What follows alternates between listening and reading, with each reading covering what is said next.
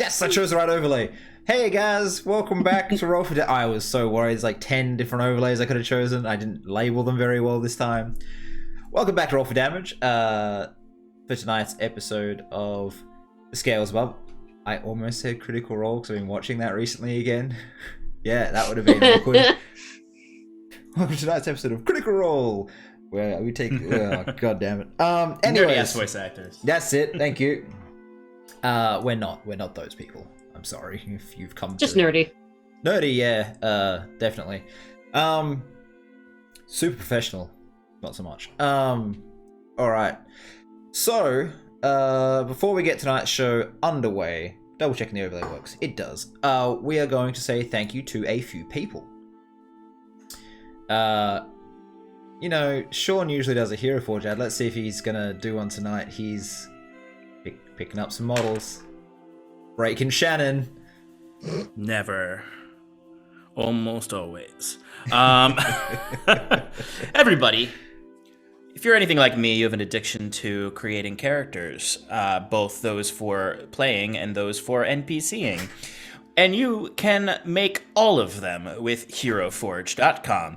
You want to make that villain that you've always been meaning to throw at your parties. You want to make that hero. You want to make that NPC that's everyone's favorite just to kill them.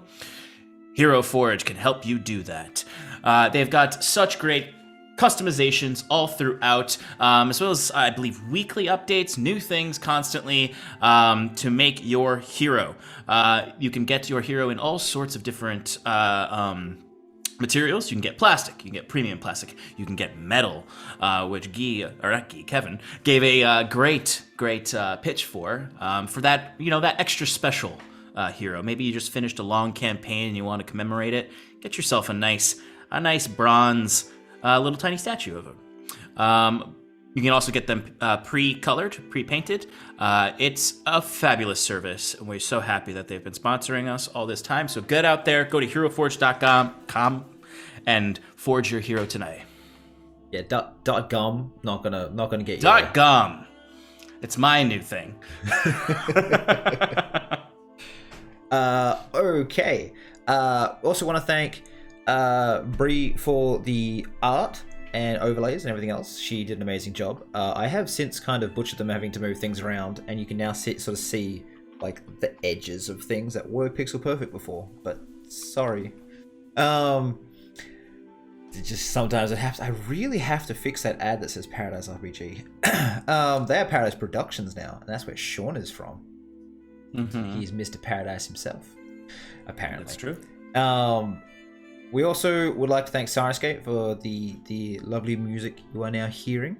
While they are not our sponsors, they are a great service, and you should go check them out. Why do I feel like I'm missing something? Anyone remember what I meant to know? Hero Forge? Sirenscape? Bree? No, that's about it. Okay, so let's do a little bit of introductions.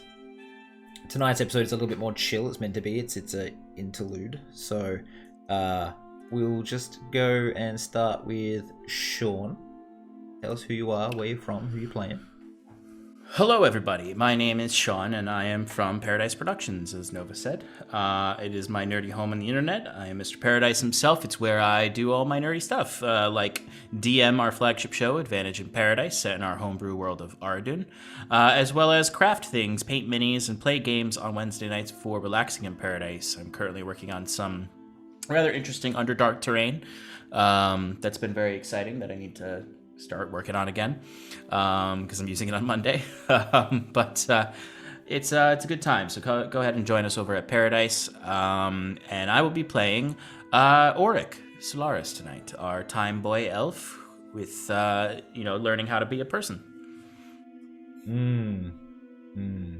Yep. Kelsey, say hello. Hello, that's me. Hi, I'm Kelsey, also Rogue Uzu on Twitter and YouTube. Twitter, I draw a bunch of things like my characters and stuff from my webcomic, and on YouTube, I talk about the first game that I ever DM'd called Atlantis, as well as now as a little series of a love story that happened between my character Noella and the NPC Yasahiro, which episode 2 will be coming out soon.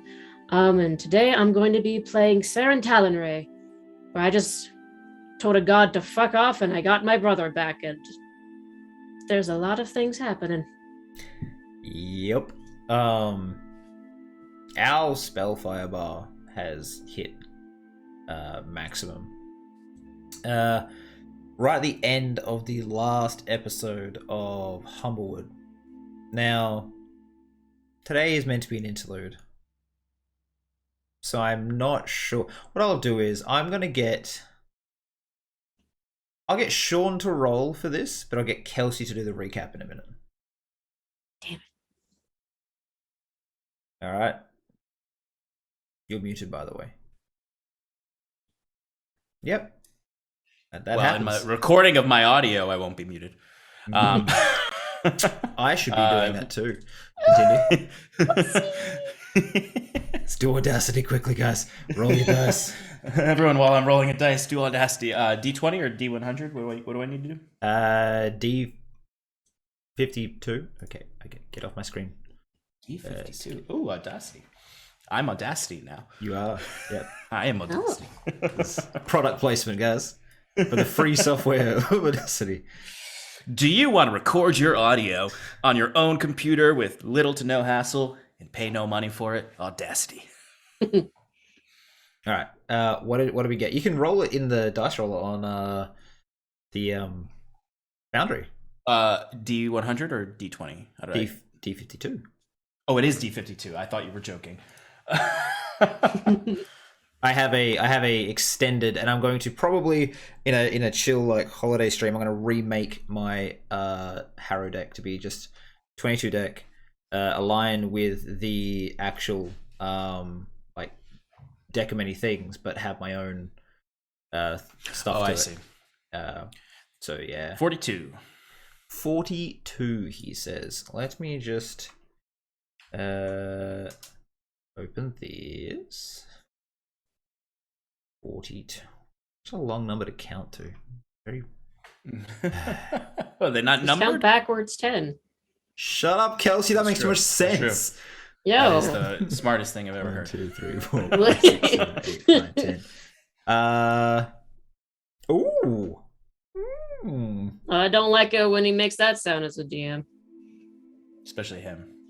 Yeah. I'm just going to copy this down. Oh, God. You Boy. draw a card, or a vision appears in your mind, whichever you want, of a spectacular theatre. Maybe it's a room that you wish to put in your magnificent mansion you've been talking about. Just disassociating that hard, you just go to a play. Oh, what a lovely show. Mm-hmm. This sounds... I don't like this. This is worse than when the world starts to burn. What's going on in this theater? I'm just going What is harrowing about this? I'm going to send this to Whistle, just so that it's pasted somewhere, and I can reference it later, and just tell her, don't say anything about this, damn it. or Nia is decapitated. There we go. So anyways,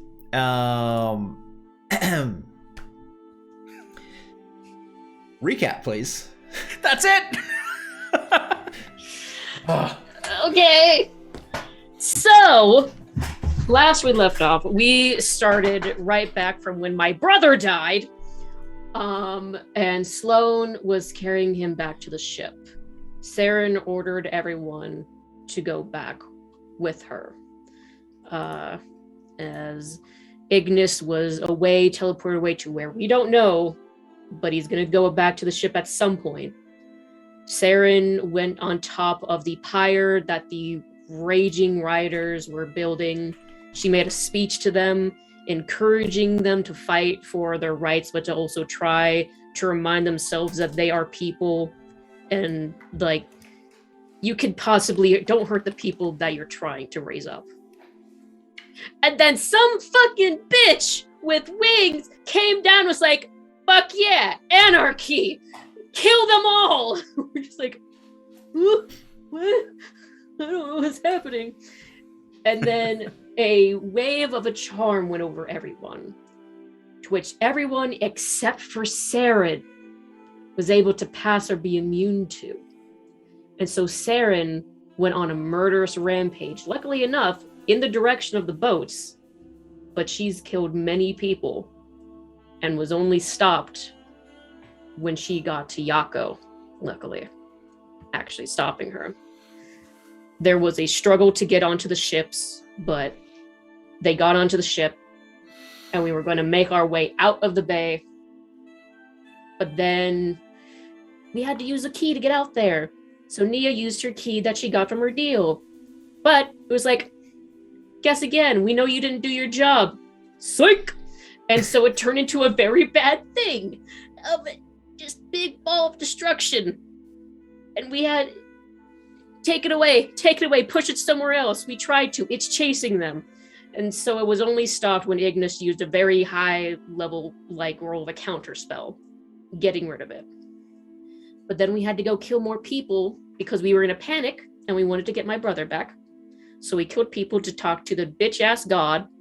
Sloane made a deal with the bitch-ass god. I told the bitch-ass god to his face that he's a bitch. He's very mad at me, but I still got my brother back.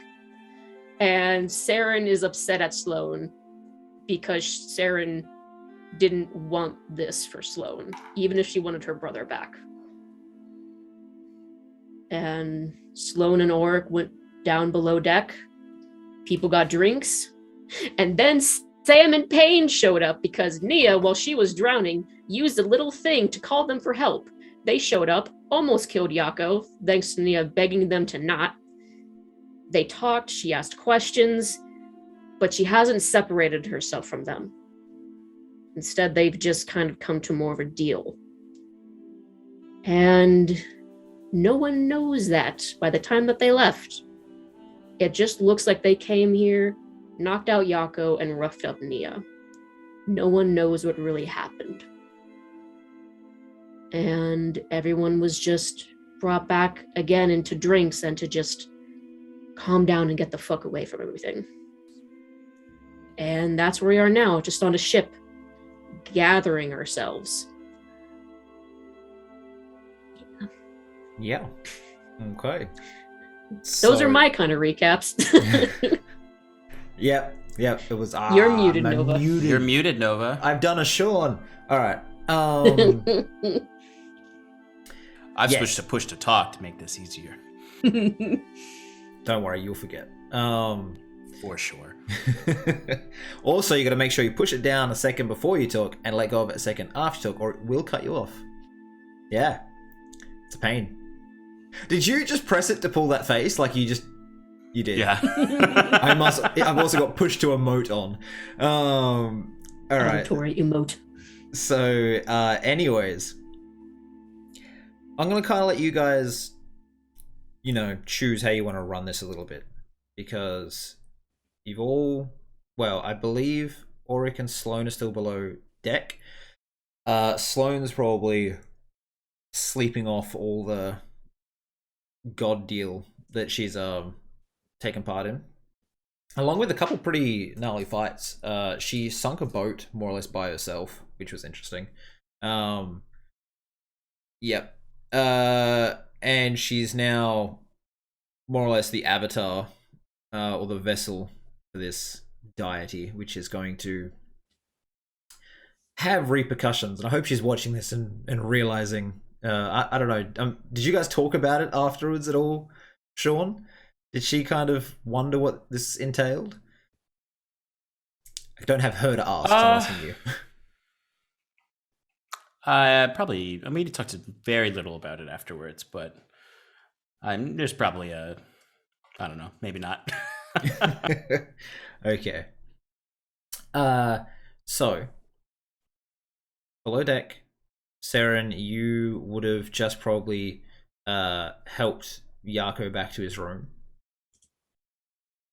And Nia has gone below deck to think over her actions. So, who would like to go first? Or should we roll off? I want Sean to go first because he left early last session. So I want to give him some time. Sloane is pretty much catatonic at the moment. Cannot get anything out of her. She'd be sleepy. Okay.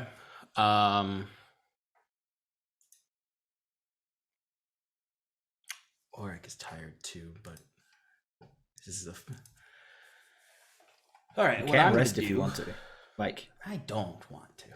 The thing is, you have effectively months of travel time on a boat if you wish. You can, or at least a month of travel time. So you just be like, I'm resting, and then do the thing I want to do. It won't actually ruin the time flow of tonight's game. Okay. So, with that in mind, I think Auric would be. He would stay with Sloane for quite a while, sitting by her bed with his spell book out, writing different spells down, and probably getting pretty distracted and getting a lot less work done than he normally would have until he grows tired himself. And achy and completely exhausted with the amount of, let's see, I only have first level spell slots left. Oh, but I got a few 3s. So he's pretty drained. He would rest and wait until the morning after to begin any kind of experiments or anything like that. Okay. Just make a perception check for me. Very low DC, but I'll get you to make it anyway.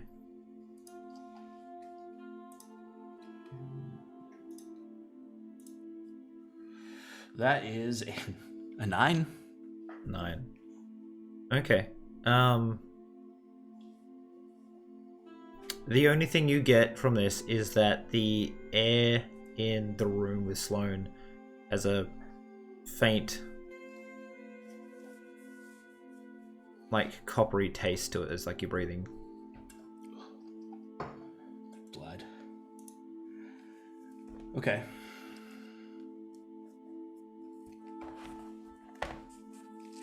So you spend a couple hours messing with your notes, then you decide to rest. You wake up, you're feeling refreshed enough to continue, but still probably, given, like, you guys were in this city for a week and all that stuff happened. Like, it was a lot. You probably are still recovering from all the bruises and mental fatigue and the amount of just power you've had thrown around. Still probably feeling a little bit under the weather, but, you know, you have experiments to try, I believe is what you said. So, you know that there's a room of requirement type of thing on this boat. And you got a vague idea of where it was. So if you want to go marching down to that, you can, because I believe Yako is still going to be in bed at this point. So you can go on down and try your luck in that room. Yeah, Auric would look for that room, trying to think back to the one and only time he really got to use the room. Blood rained down on everyone. Admittedly, he thought they left. He forgot they were there, so it's not his fault they stayed. Make a charisma check for me, just a flat charisma check. Flat charisma? Got it.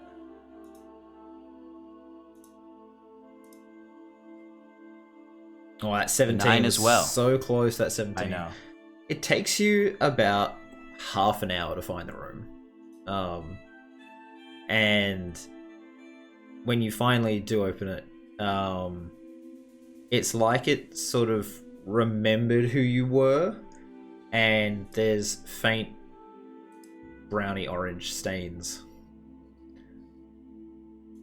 corners of the room. Yeah. Walking into the room, I imagine it's just sort of like a dim reflection of what it was before. And you'd think for such a sophisticated vessel, you'd clean up after such a mess. And Auric says it to the boat, knowing Yako's relationship to it. Mm-hmm. It's a faint creaking of the vessel. That's about it. So what would you like to do here, young Auric?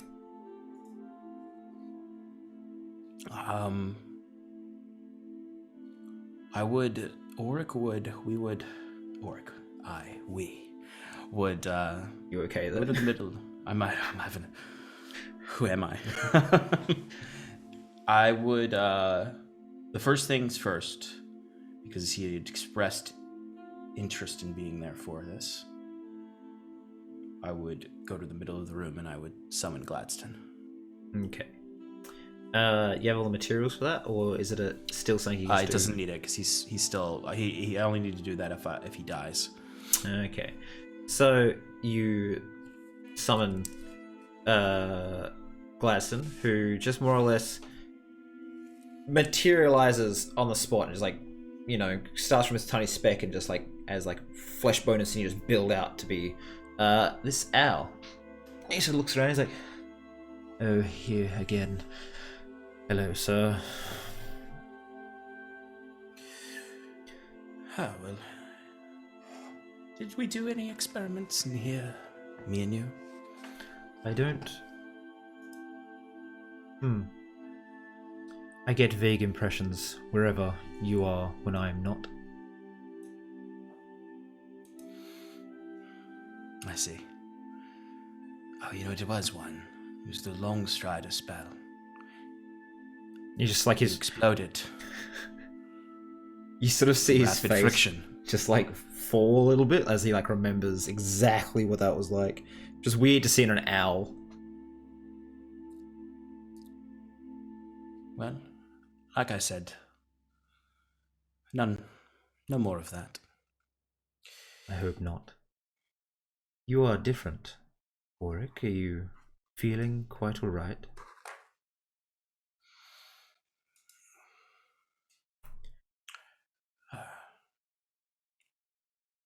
As I am. Everything is fine. Maybe fine, but you are becoming. There's something happening. I don't understand quite what it is. Maybe it's all those spider people that you're so fond of, but something has triggered change in you.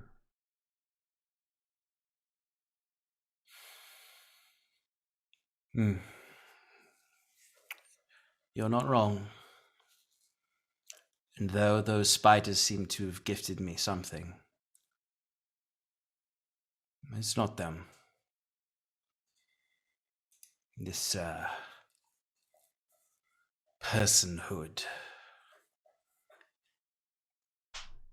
has been proven to be quite the burden.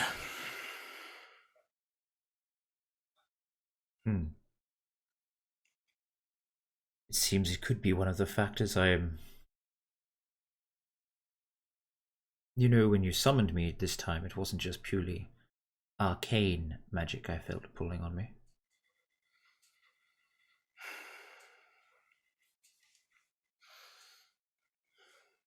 See, Auric's hands would go over the arcane inscriptions and equations in this book. Impurification of my magic. But what do I know these days? Well, have you been around any sort of vast power that could taint you?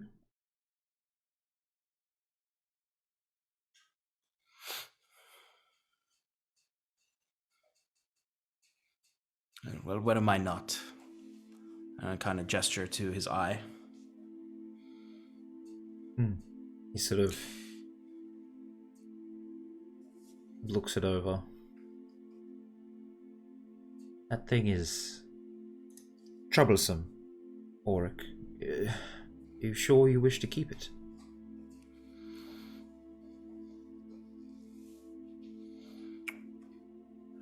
I don't know. I don't know. I don't think without it I could access certain magics, or at the very least it would be quite painful. Have you tried to identify it before? No. Well, maybe after you've done the experiments you're summoned me for, we could try something different. Let's put you inside an identify spell. I suppose I was always afraid. I'd rather have treated it like a mystery. Well, what do you think it is? You so willingly placed it in there. Something that seems foolish to me. But has it given you everything you wanted? No. No. Have you asked for it? What you want? Yes.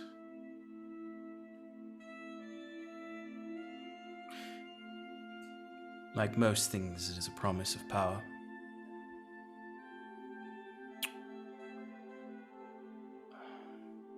And like true power, it asks for everything. Interesting. You are becoming more powerful. I could feel that. The fact that you somehow combined arcane and divine magic like mystic theurges of old is interesting. The question is that divinity from something else or from you?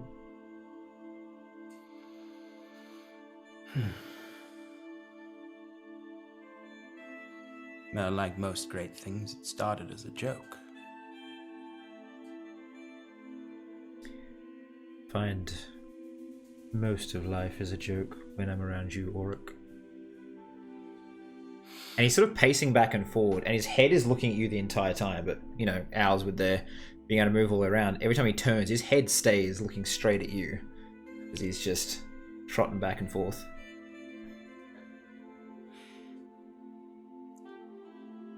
Highest of compliments from you. Oh, sorry, I'll try better next time. How was your child's birthday? Yes? Funeral? It was lovely, thank you. We had a good time. There has been some concerns. We are moving our small abode somewhere deeper into the heart of the First World. The borders of the Shadow Plane have been encroaching, and it is dangerous. My family could need my help more often, so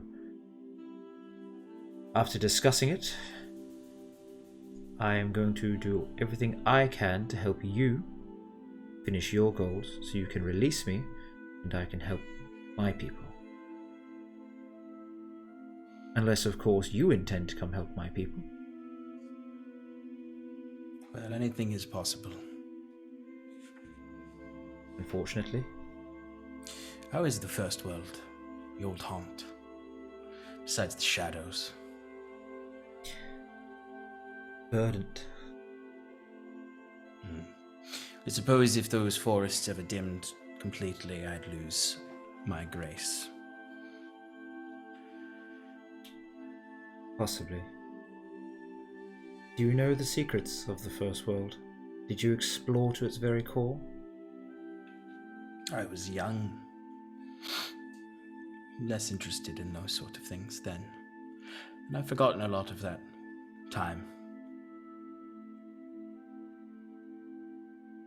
You fit immortality into a mortal shell like star elves, and you forget that our minds are still bound to this arrow of time, and I forget a lot of things.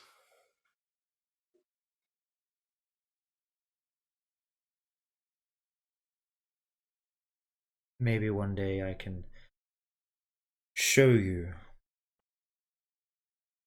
what we fight for. Perhaps. But you Every cannot. world has its war. Not like this. But you will not be allowed to take such a dark core into our home. Well, hopefully with your help I can be free of it, but retain my power. Well, we best get experimenting then. Yes. Now, we won't have this ship at all times, and I'd prefer my own facilities, as well as a place to find refuge out in the wilds when we're there. A dimension of our own. I believe the old scrolls call it a magnificent mansion, but it's not quite a proper term for it, I think. What would you like to call it, sir? I'm still working on that. Well, let's try summon.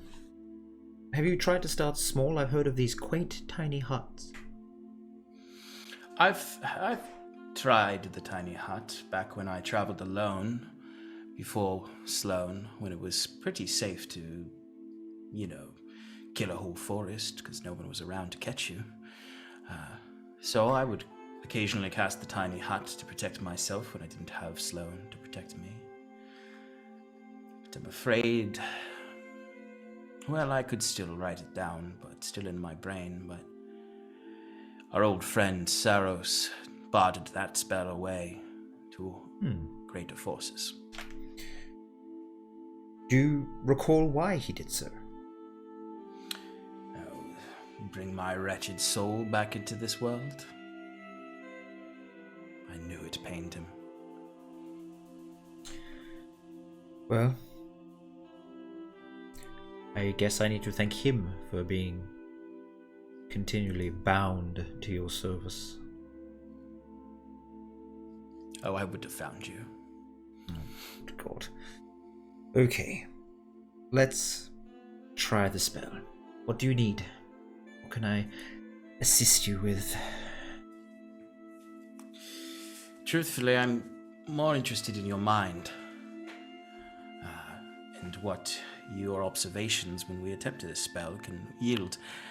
But also, if I do summon this portal to a dugout demi-plane of our own, perhaps you can go in first. He sort of stops. Ah. I see. Well. And if you want to try cast a spell, you need to make an Arcana check. Yes, and this is my second time casting it.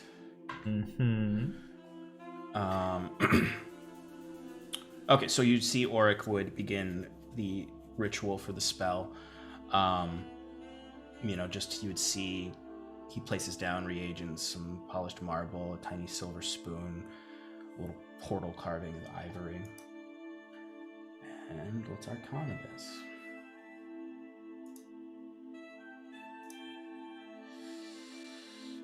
Not great. 23. Roll a D100 for me. Let's see if you sink a boat. Oh no, roll another D100 for me. Oops. 63.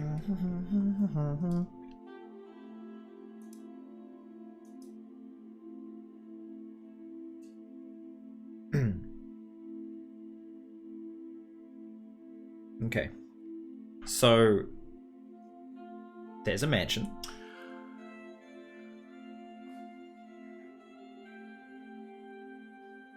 And the door creaks and then flies open. And there's this raging portal there to the abyss. Not again. Yep, again.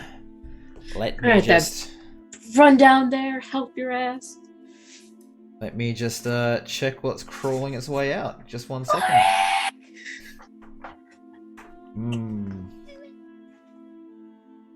Okay. So, the first thing that's going to come out, depending on what you do, is this large, winged, beaked demon. Massive claws. It looks like some sort of fiendish vulture. I know what that is. And it just... First thing it's going to do is... well, if I can, I would like to... I mean, I guess it'll depend on initiative, maybe, but I'd like to just dispel magic. It'll be out the door, because you wouldn't be able to see it, and all of a sudden, whoop, it's out the door. And then you can try to dispel. But it's going to... How many hit points does a good old Gladdy boy? Yeah. 1. Oh, so cheeky. What's his AC? 11? Surprisingly high. Okay. He wants some cheeky. Gladstone's dead as this thing's just gone beak down and just eaten Gladstone. He just sort of, as this thing says, he's like, oh fuck, gone. Just. Well, it's a good thing I have 3 more charges of Find Familiar components. Okay. You can roll for initiative now if you want.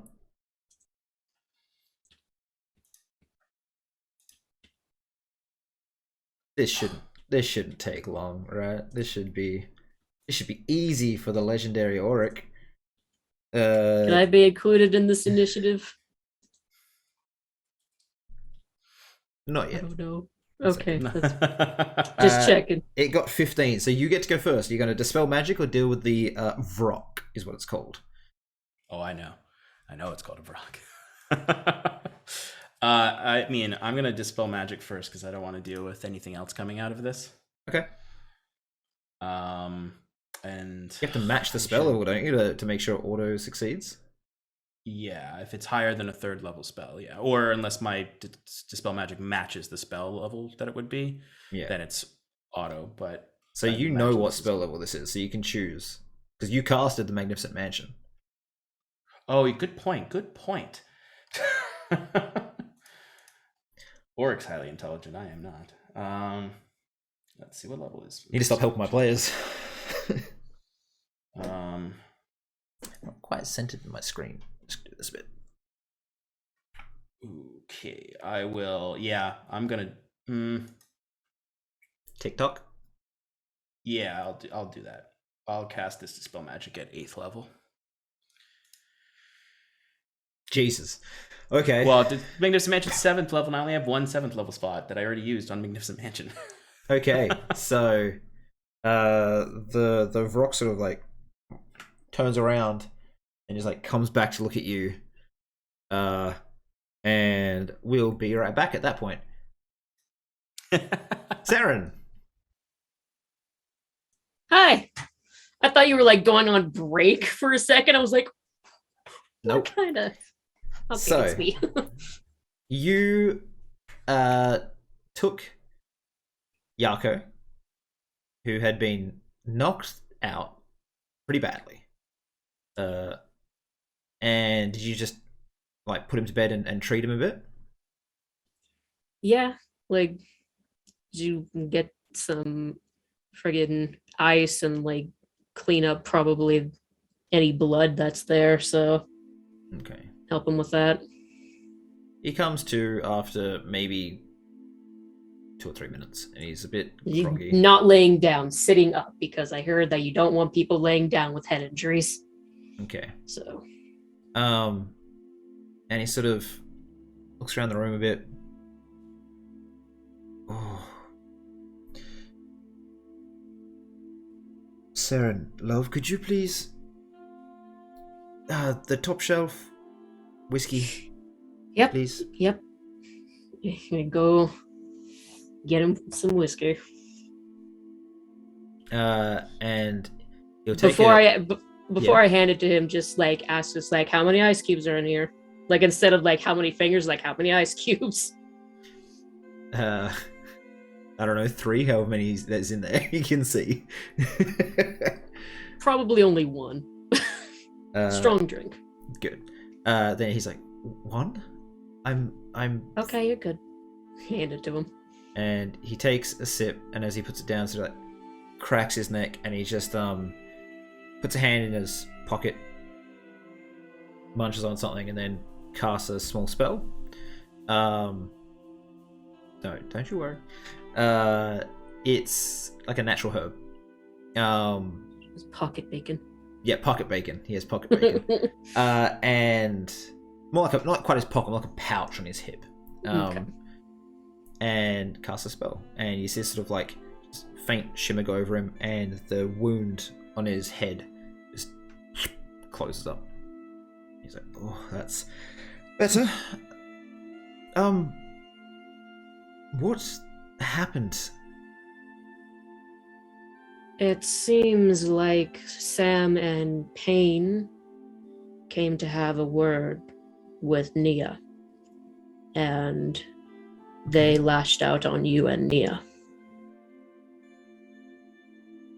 I just remember being grabbed from behind and then her begging for them not to kill me. I don't remember anything else. Is your brother okay? He's fine. He was already downstairs and resting before, and it seems that they were only on the top of the ship. They exchanged some words with Nia, which I'm going to have to talk to her about. But they slashed her up and left her on deck.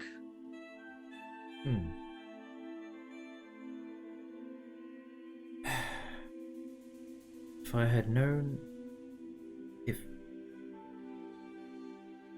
Sorry, Sam needs to die. Yeah. I can agree on that. He doesn't understand what he's doing or why he's doing it. He just is angry at the world. Do you not know much about them? I know that the Bastard 5 and they're raging across the land in this fucked up thing they call a family, but that's not really a family. That's just... I don't know. To me, they're just a group trying to impersonate stories that just sound similar to the Horsemen to me. But So Tamel was part of a group of people from... Because he's from Chiron. That's where the 5 are from as well. Chiron has very strict laws against magic.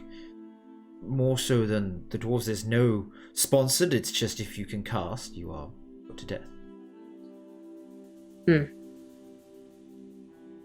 There's lots of cultural and political reasons around it, but to me it seems that, and from what I've heard, there was a young man who claimed he could help people, and he was going from village to village casting and with his family, and they were all natural born sorcerers. Until the guard came after them. And they got Sam's older brother and killed him. Did you say God or guard? Guard. Guard. Ah. Okay. Unfortunately,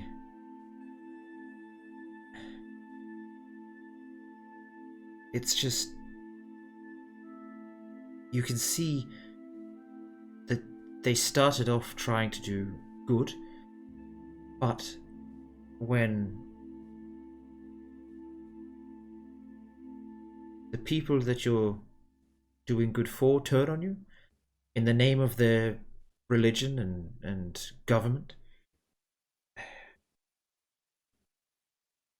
Sam escaped. He managed to bind his brother's soul into a metal body. They found power somewhere, and ever since they have waged their crusade. Death to all gods and those that follow them, with a side of fuck the government.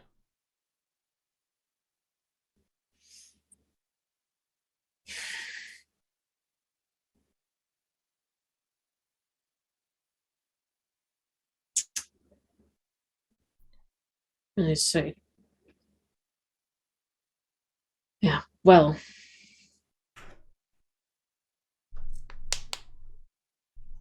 I can understand that anger, but this is definitely not what he should be doing.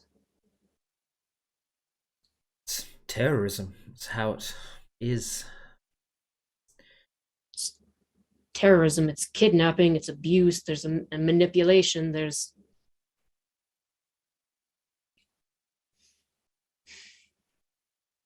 How are you murder. doing?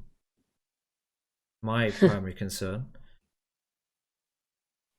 You yelled at a boat and killed it. I did do that, didn't I? That's your power or comes from something else?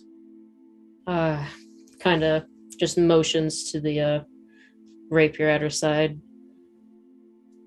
This thing's kind of filled me with a bit of an electric charge ever since I left Montecooler.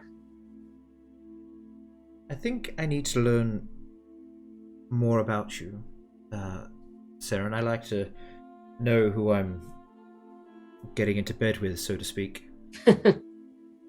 That's a bit late for that, isn't it?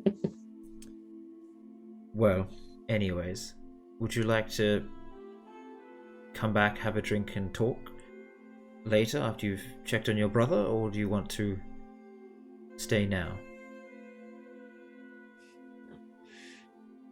You were right on the first one. I was going to say I need to check on him. I'm free to talk about anything, because I'm open book now that, well, I'm out, and you already know that I'm nobility, so nothing really to hide. So I'm free to talk later. Okay. If there's anything you need, just come and ask. The only thing I need is probably this whiskey bottle. Sort of looks at it and it's just, he's torn from him, like, looks at his shelf, and you notice that is the only one of that type on his shelf. Like, okay, I won't. No, it's fine. Go. Do the whole... Just if you could bring a little bit back, that would be nice. That's an old bottle. Wasn't going to take the whole thing. Don't worry. You are a true gentleman. Thank you. Just take a sip of that as she leaves the room. Okay. So, you wander down and you find where Amir was placed. And you said you got his weapon? Yes, which I was going to ask you about because I didn't want to sacrifice his weapon to bring him back. Well, you didn't have to in the end. Okay. I wasn't sure if that about Sam. Okay. Yes, I got weapon. pretty much the spell originally failed, and then I was gonna make you guys cast another spell because I didn't foresee Shannon being like, "Yo, want to trade?" And he's like, "Okay." Yeah. All right. So he just let the soul go as opposed to you having to cast a spell properly. So you go find him. The weapon's leaning up against the wall, and he's just laying in bed with his eyes open, and just looking at the roof, just thinking. For fuck's sake, you should have went to sleep after you just came back. You're really staying up. I was asleep for long enough. I don't want to dream any more after where I've been. Yeah. Walk over to him and I'm gonna offer him a sip from the bottle. He sort of looks like, any wine?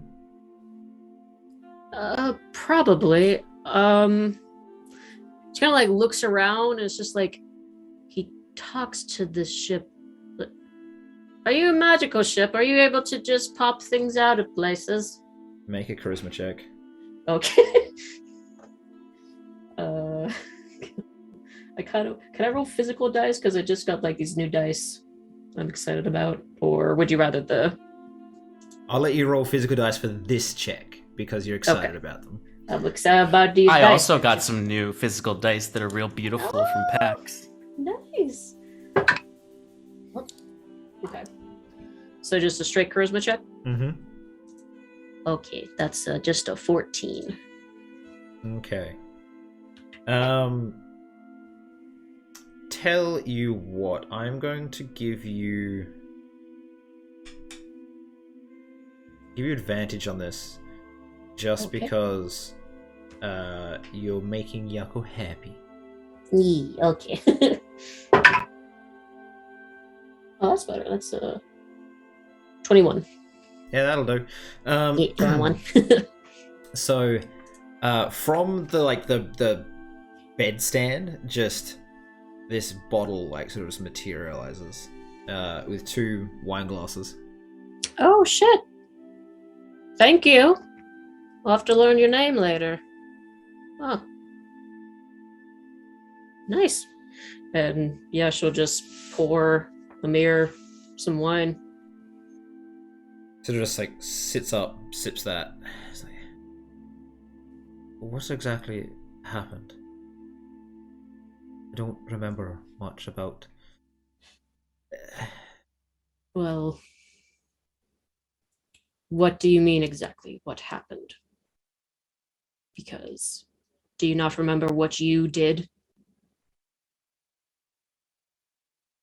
Puts a hand to his chest and just rubs exactly where he would have been stabbed. Yeah. Really? You just fucking let it happen. I saw you fight and you weren't even doing everything that you could. You could have bought time, found some other way. You really just sacrificed yourself.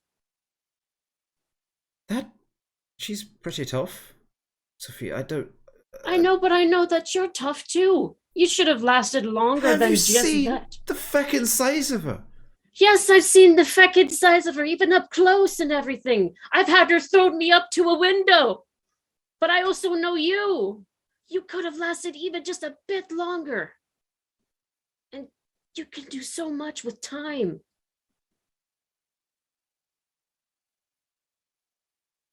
So don't even try to go about this. I know that what you did was on purpose.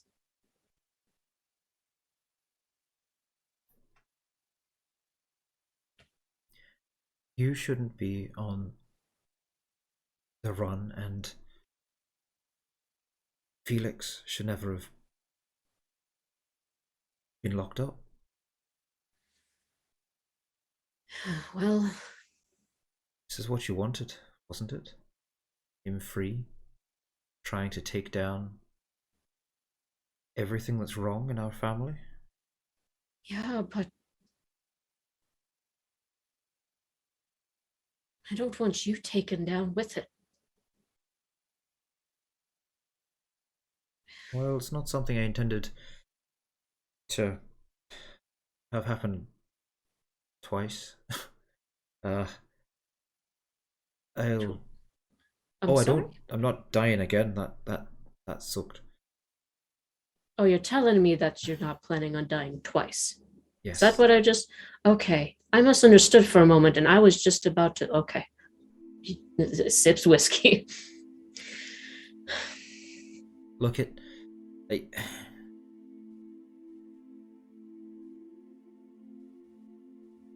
Father promised that if I had fallen, he would break the laws and revive me. He needs an heir. Especially now. Well, do I remember correct? Yeah, he's Did dead. Zafin die? Yeah. Yeah. Dead. That would make Dada. Yeah. Well, I guess the cult now runs Etcherdale. Yeah, that's a problem. Because I know what you said, but I don't trust it. I'm still going to be talking with the others about it, and maybe they'll agree with you, but personally, I don't trust this idea, the Titan and the dragon, and bringing...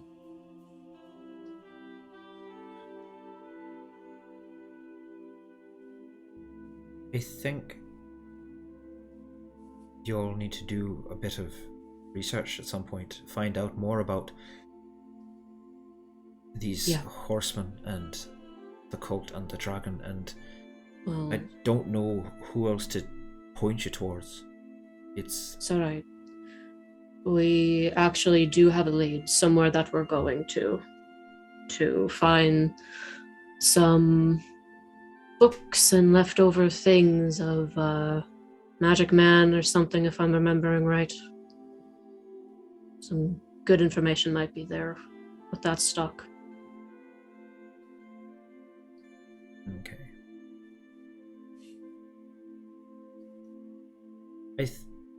Sort of like taking a moment. It's like, if you do come back here, I should have mentioned this before, but Father's been sending off weapons to be magically empowered by the Dragon Horde.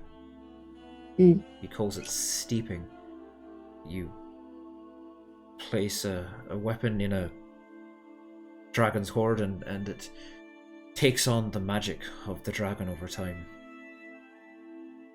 So if you do attempt to dethrone him, the entire household will have these empowered arms. Great. Yeah. I mean, to figure out to do something with that, and of course I'm going to have to dethrone him now that your big sister's back here and actually out in the open. Not the era anymore. Well, everyone thinks I'm dead, so if there's something you need me to do, some place you could send me, or I can. I'm not exactly an errand boy, but maybe I can help. Oh yeah. She can definitely help.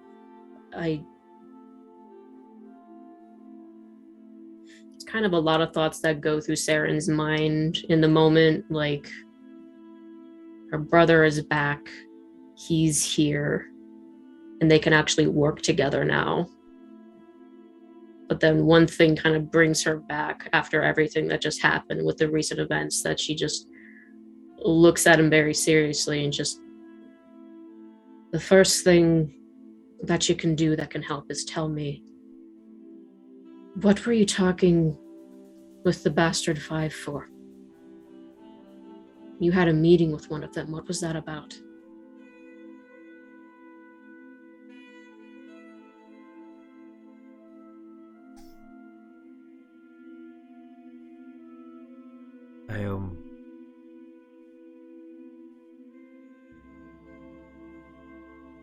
He seems to struggling. I can't say. Like, you can't remember, or you physically can't say it? I can't say. Great. He was talking to me, and I was worried, and he gave me something, and I was to hand it off, and then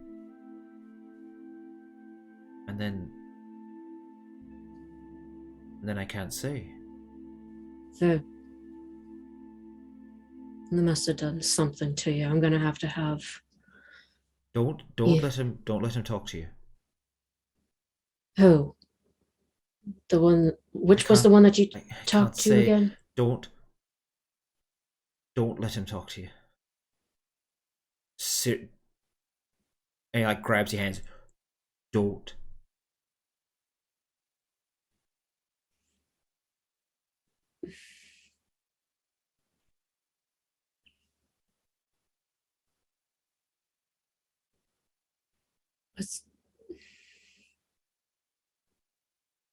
Is it Sam? You sort of see him looking around the room.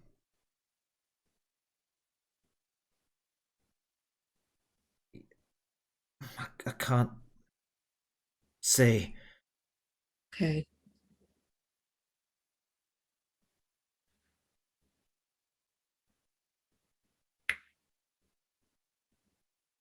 What about a nod?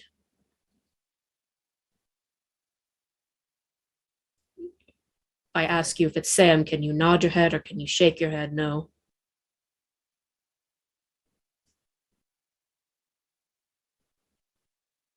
You sort of see him there, he's trembles on the spot. He can't seem to move his head to the answer. I'm gonna kill him. Okay.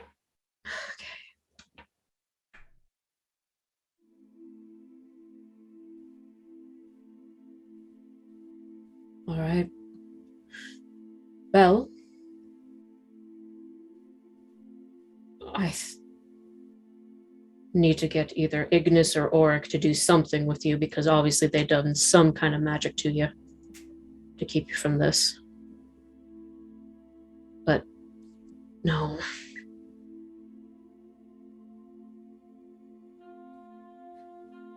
He's the one that fucking did this. And he was the one that caused what happened in Montecooler. There's gonna be some kind of fucking safety measure to where if we do anything to try to get that off of you, curing, dispelling, whatever, it's going to backfire. Just like it did back there. Okay. Let me work another problem, and yeah. I can tell you that he gave. I didn't look at it, but he had a note that was given to Father, and there was something in it.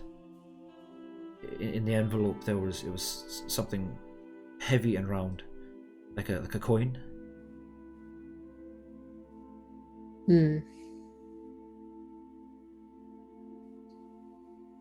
Seems like I can comment on things I don't know about. Okay.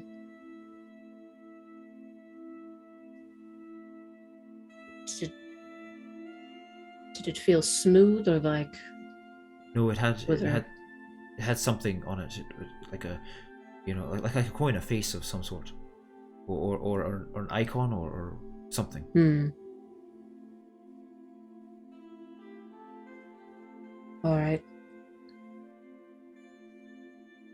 Have to think about that. But... There were 3 of them when I talked to them. I can tell you that.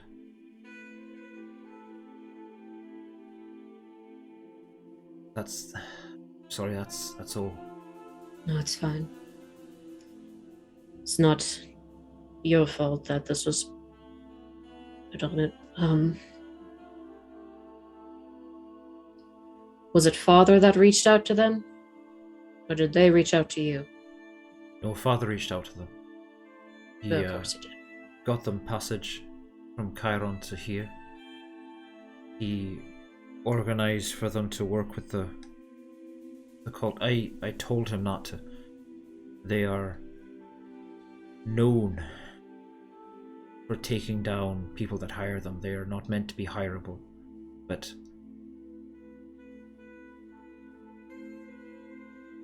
they wanted out. They got here.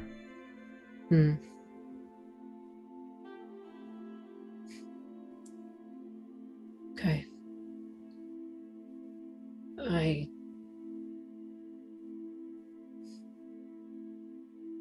I can't fucking think.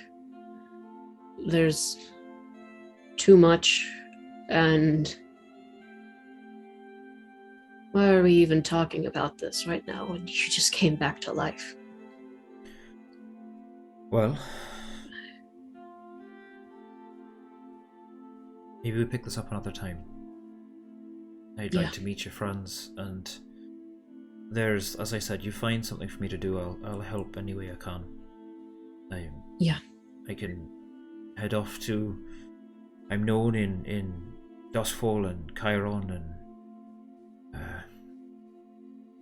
well, the other place is a bit hard to get to, but you know, if that'll help, I'll go to one of them and I can make a case. We'll talk about it with the others.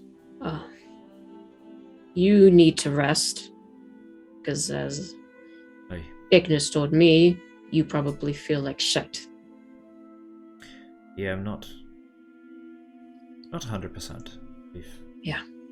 So I'll rest. I want you to rest, but also everyone else around here right now is currently fucked up. So I don't think it's a good time for you to meet them. Okay. And then you feel the whole ship just shake a little bit. I should go check on that. The last time a building shook, I got brought somewhere that I don't know. I'll be back. All right. And I hug him. Yeah, he hugs you super tight.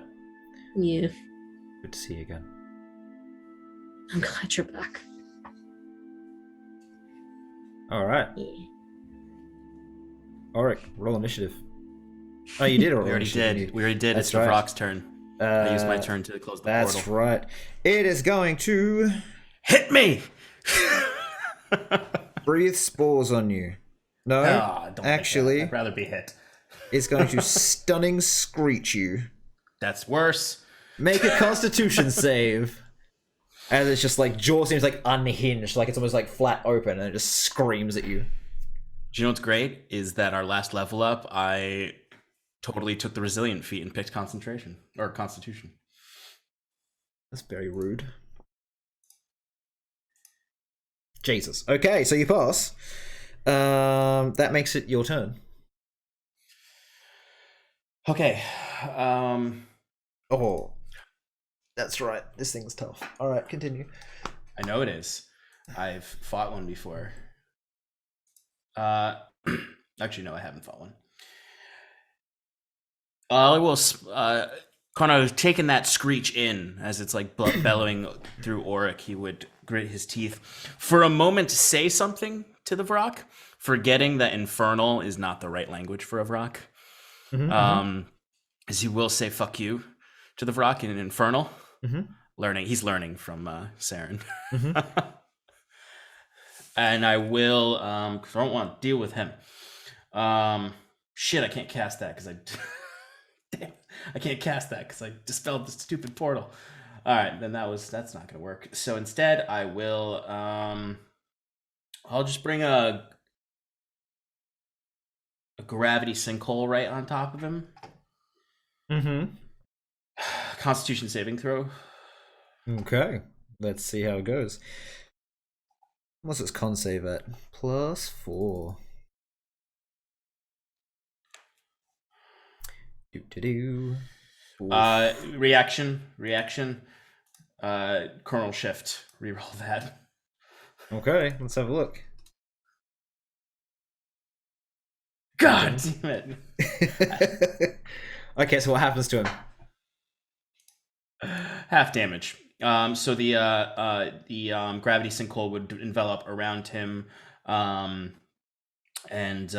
deal half of what? Oh, sorry, I rolled the damage on the wrong spell.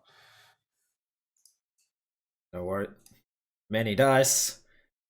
You managed to roll less though, so 30. So halved to 15. So 15. Yep. It starts flying up, ignoring this gravity thing because you just haven't done enough damage to it.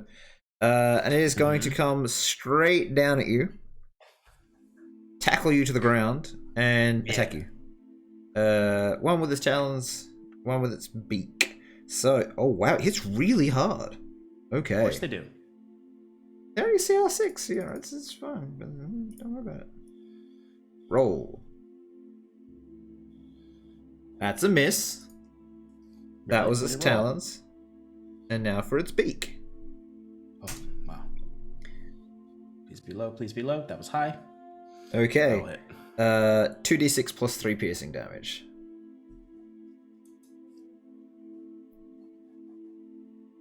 6. Total of 6 damage.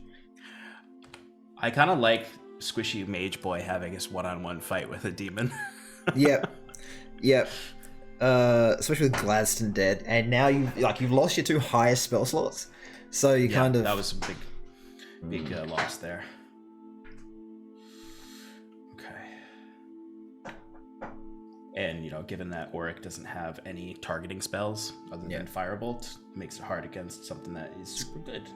It's going to take you 5 rounds to find them, Kelsey, and you haven't even left the room yet. So.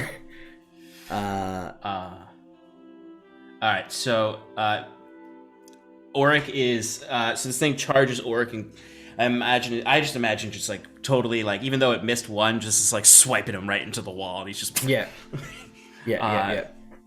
And I'll get up and to the ground, like onto your ass in the corner of the wall, and it sort of like just swoops up to come back around at you.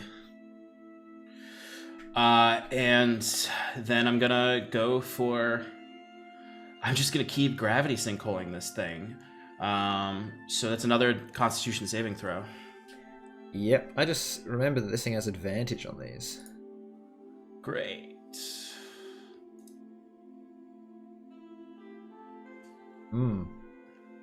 Half damage. I'm gonna chip this thing away slowly but surely. Yep. 36 halved down to 18. I think. Cast it a level lower than last time, and it deals more damage. Yeah, that sucks, eh? 33. All right. That's how much damage you've done so far. It is going to, like you're back against the wall, and it slams its taloned feet and arms into the wall, and it just breathes spores directly in your face. Make a Constitution saving throw.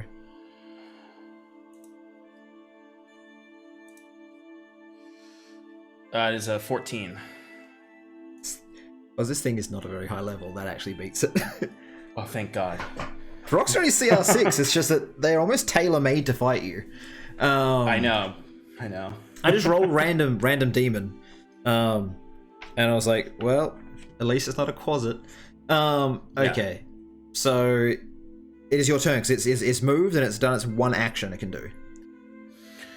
I'm just imagining like the entire time as it's moving around, flying around, hitting him, and I imagine it's like a hit and run kind of thing. Or right now it's actually like against the wall, like it's like clawed into the wall. You're there, so you'd have to either move under it or push off it or whatever. No. Got a cool touch-based spell you can just blast it with?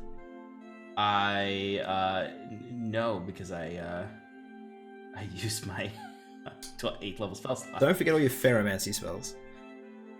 Oh, thank you. I totally forgot because they're in my notes. They're on my actual spell book. Yeah.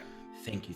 We will find a better way to do that because we don't want those on the D&D Beyond sheet because we don't want to share those to the world yet. Yeah. Sorry. I am going to... No, it's better for me to Gravity Sinkhole? Right now. Gravity Sinkhole, yeah. Alright. So, save, I guess? Yep, 18 con. Let me just go up, enter. There it is, finally. Hey, okay. Finally, you get some damage out. Let's see how this goes. It's gonna roll all ones. I'm calling it right now. 6 ones. Oh wow, it was really bad too. It was so bad. 23 points of damage. 23, so we're at 56 points of damage so far. You see one of its like taloned claws on its feet and one of its hand like it ripped off as it pulls itself, like tries to pull itself away from this gravity orb that you've like, you know, created. Those two bits just get sucked in and it is going to whip around and attack you. This is round 3, Kelsey. Alright, so first attack is going to be 2, 3, 4, 5, 6. Roll. Does that hit? 18. 18 does hit. Okay, so it's going to do 2d10 plus 3 damage. I'm just going to roll the second attack now, just because otherwise it's going to be a pain in the ass. So they both hit. Okay. It hits. So 2d10 plus 3. Roll. So 15 points of damage as its talons just like stab straight into your abdomen. It lifts you up and tries to bite you on the neck. It succeeds and does 12 points of damage as it takes a chunk out of your shoulder and neck just like rips it to the side and then throws you across the room. You just sail clean across the room into the wall. You stay on your feet this time. Okay. How bad are you looking? Not that bad. Okay. I'm at 82 hit points right now. Okay.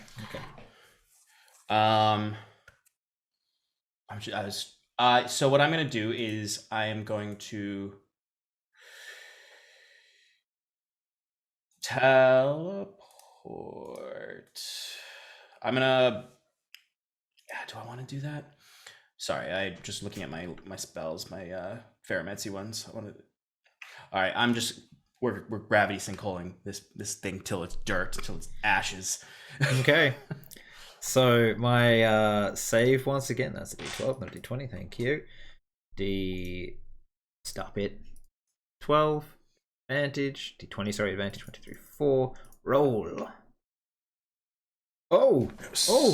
You got it. Double 8s. Yeah. Double 7s last round, double 8s this round. All right. We double 9s next fourth. one. This is I only have 2 more gravity sinkholes after this, then I'm gonna start having to think. You need big numbers. Big numbers. Come on. Bigger. 25 damage. All right, so we have 56 plus 25. You can do the maths. 71. Or no, sorry, 81. 81 damage. All right. It's not looking great. So I imagine the fun thing about this is this gravity sinkhole just keeps like pulling it back 5 feet and then it just keeps coming back into my face. Yeah, because it flies 60 feet. The room is pretty much that, 60 by 60 by 60. So it's like, it's good. But it just, you rip off one of its legs and it screeches super loud. Let's see if its spores come back. Nah, we'll just attack you again. So it comes... Just rip me to pieces. We're ripping each other to pieces right now. Yeah. Flies on down. And let's see what it does. Beak, 18. And then talons. That was a 4 roll in the corner, 15. What's your AC? My AC is 14. Ooh, okay. So, how you doing there, Kelsey? You seem to be struggling. I'm gonna be fine. Don't worry. 1, 2, 1, 2, 3. So, actually, I have a quick question. yes. Oh, never mind. I don't have a high enough spell slot to do it. Never mind. So it comes in and it just bites down, like it tries to like bite onto your head and face, and all of its claws are just scrabbling at your chest. Oh wait, sorry. I do have the high enough spell slot to do it. Wait, what? Never mind. No, I don't. I lied. Wait. Sorry. No. 12 more points of damage. So you're taking 23 points of damage from that. Hell yeah. Well, it's been about time work got a beating. Okay. Let's see. Let's see if this last gravity sinkhole does it. I'm gonna roll my save. I'm actually pretty excited for this myself. 1, 2, 3, 4.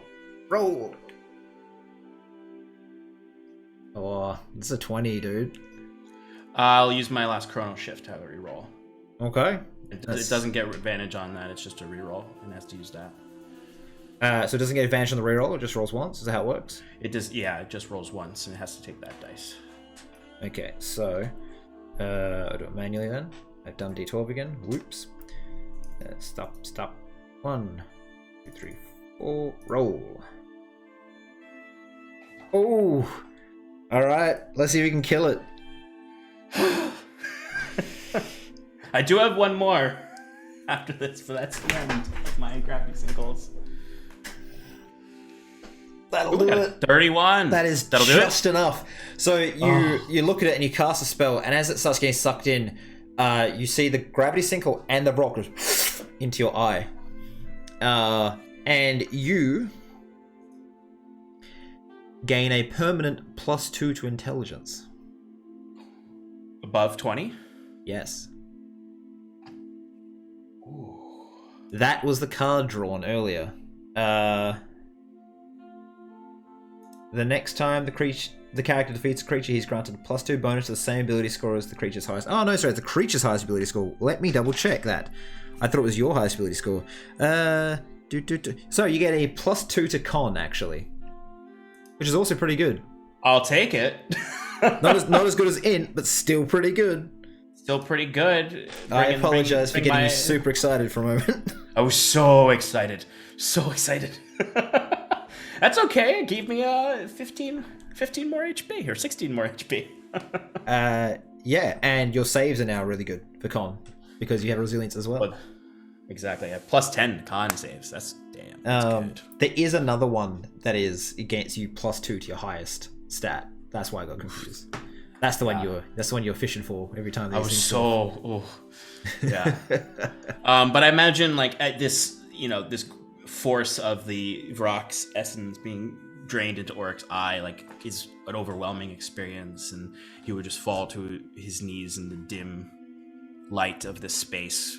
Imagine blood and a little bit of rock ooze all over the place. He just immediately drops and spits a mouthful of blood out onto the ground as he slowly is going into his bag.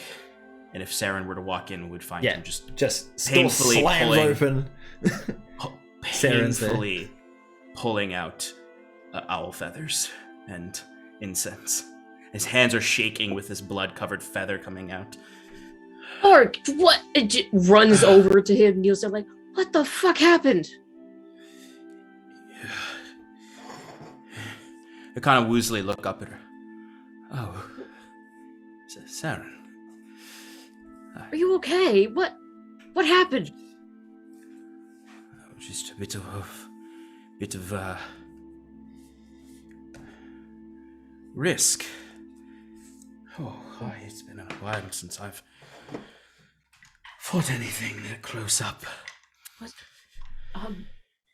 Question.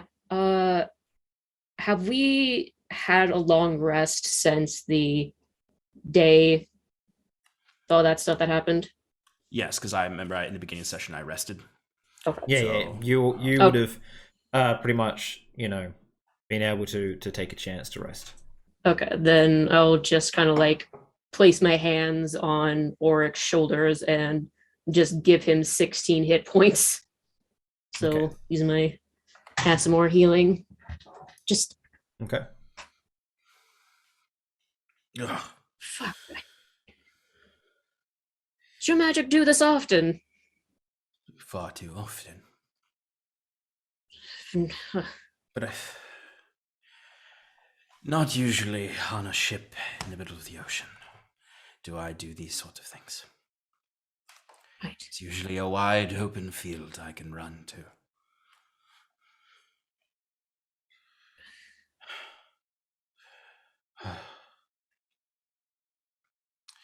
Your It's all magic's just like as very you're talking to interesting. him, Yeah. he is just sort of like shakily placing the feather down, lighting the incense. Your magic's very interesting. Took us somewhere else. Saw your face open into some black void. A disintegrating ball became your eyeball. You have to risk much in the pursuit of the power you need. What power do you need, Auric, to do this to yourself?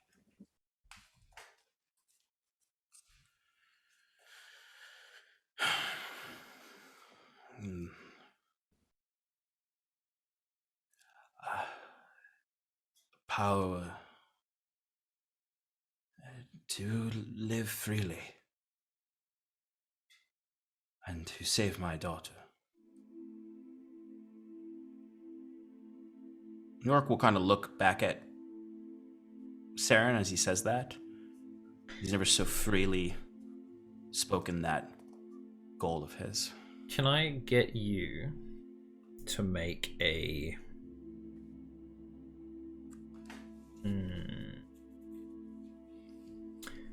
charisma check, Auric? Or a persuasion Straight charisma? if you prefer. They're the same, so. What is your charisma, by the way? +2. Okay. I had it that high originally for the Bard multi-class that I have.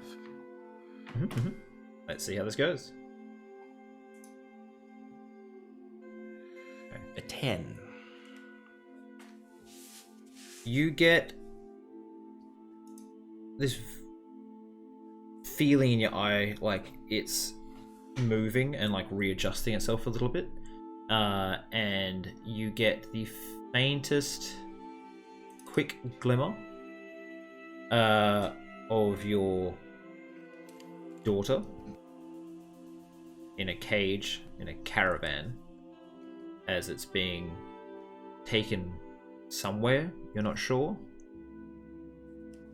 across wide open green fields.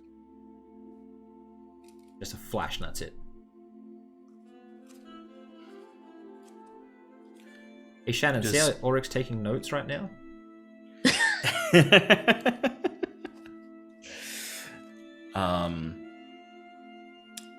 Does Seren see anything change about me as I'm seeing this? You probably space out for just a second.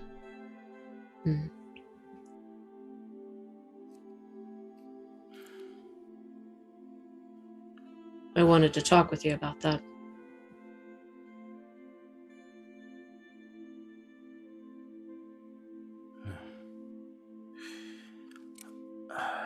Can it wait until tomorrow?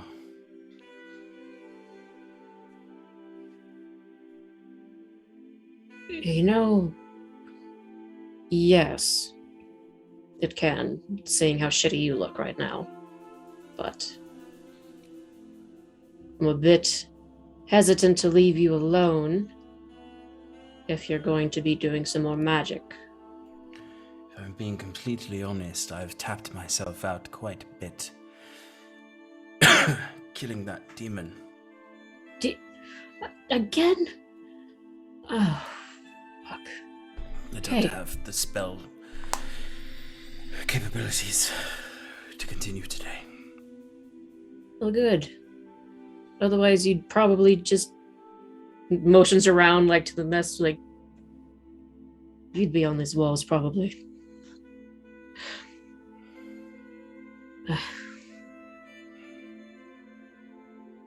So tomorrow then. Yeah. Do you need help getting up? I think I'll be okay. As Auric would try to stand up and would immediately You help him, like, okay. Yes, I see. I'm going to help you anyways. So. It reminds me of Sloane.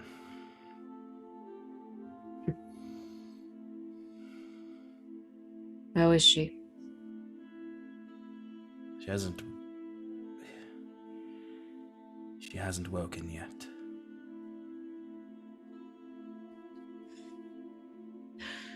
Okay.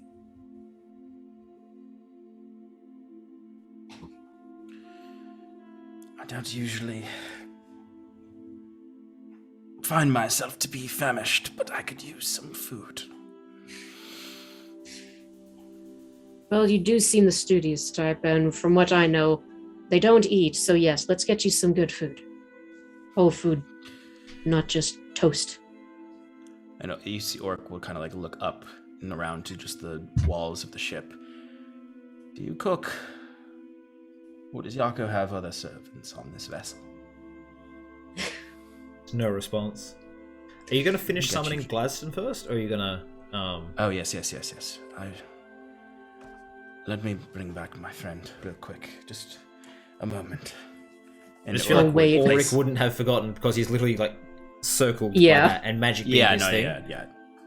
Absolutely. Auric, before he tried to stand up, would or he'd go back down to the ritual and continue tracing the incense into the proper symbols, placing the herbs in it, lighting it up with a little tiny controlled firebolt, and dropping that feather down into the middle to summon Gladstone. Have you seen this before? She has not seen this before, and it is grotesque. Cool!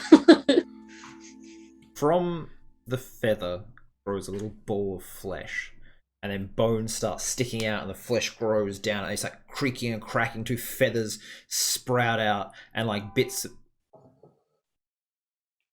Can anyone else hear that? Honk, honk. Gladstone honks.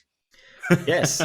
So two feathers two wings sprout out as bony wings, and bits of flesh and ooze they back in and grow out from it as it's creaks and cracks, and its beak pushes out and it becomes a full owl, and he's just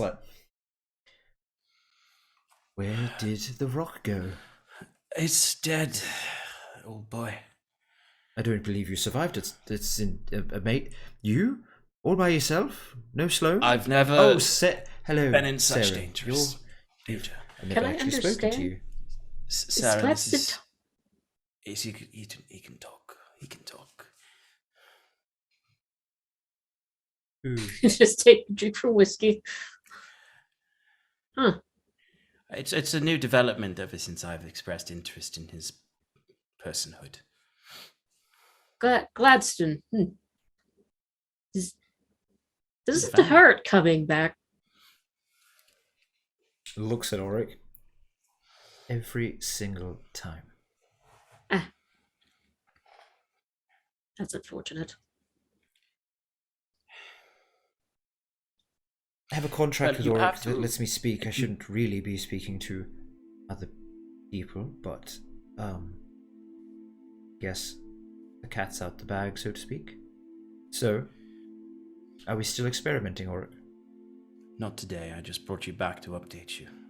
Are we going to identify you, Auric?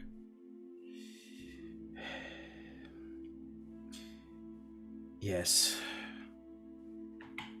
Yes, Saren, there is one more thing today. Well, like I said, I'm not leaving.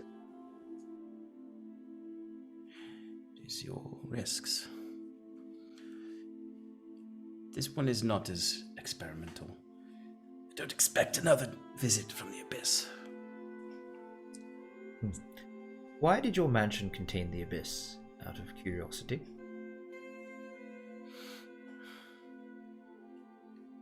It's a very good question. Could be many reasons. Thank you, Roll Positive Gaming, for the raid. Welcome. Having a quiet interlude session today. Lots of roleplay, Yes. lots of chill. Yeah, except for someone wrestling a Brock for a moment, but that's Yes, I did beside the fight a point. Brock one-on-one. Let's see if we open the abyss again. So he sort of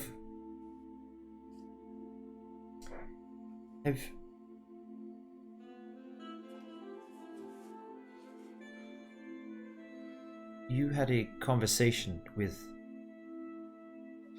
death. I wasn't can't remember or see all of it, but maybe Auric, you could tell me a little bit about your experiences with that, what that entailed, because I feel like if I'm bound to you, perhaps I should know these things. Well,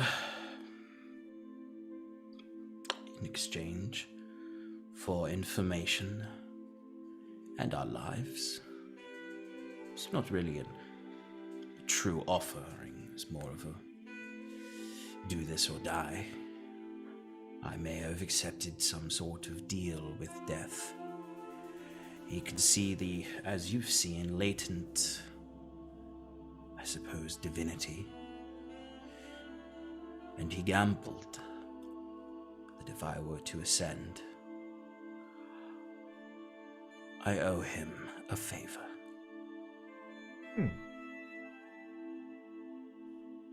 Do you intend to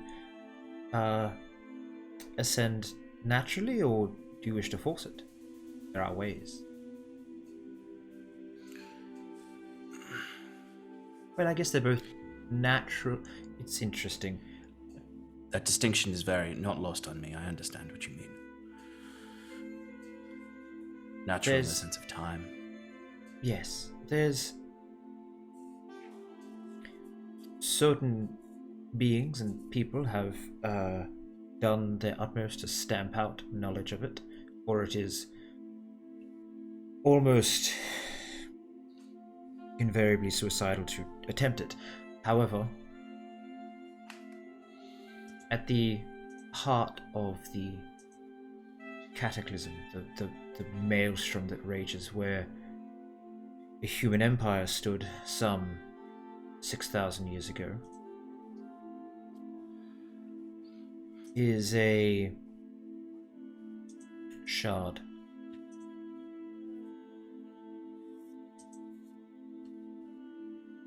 People that can get to it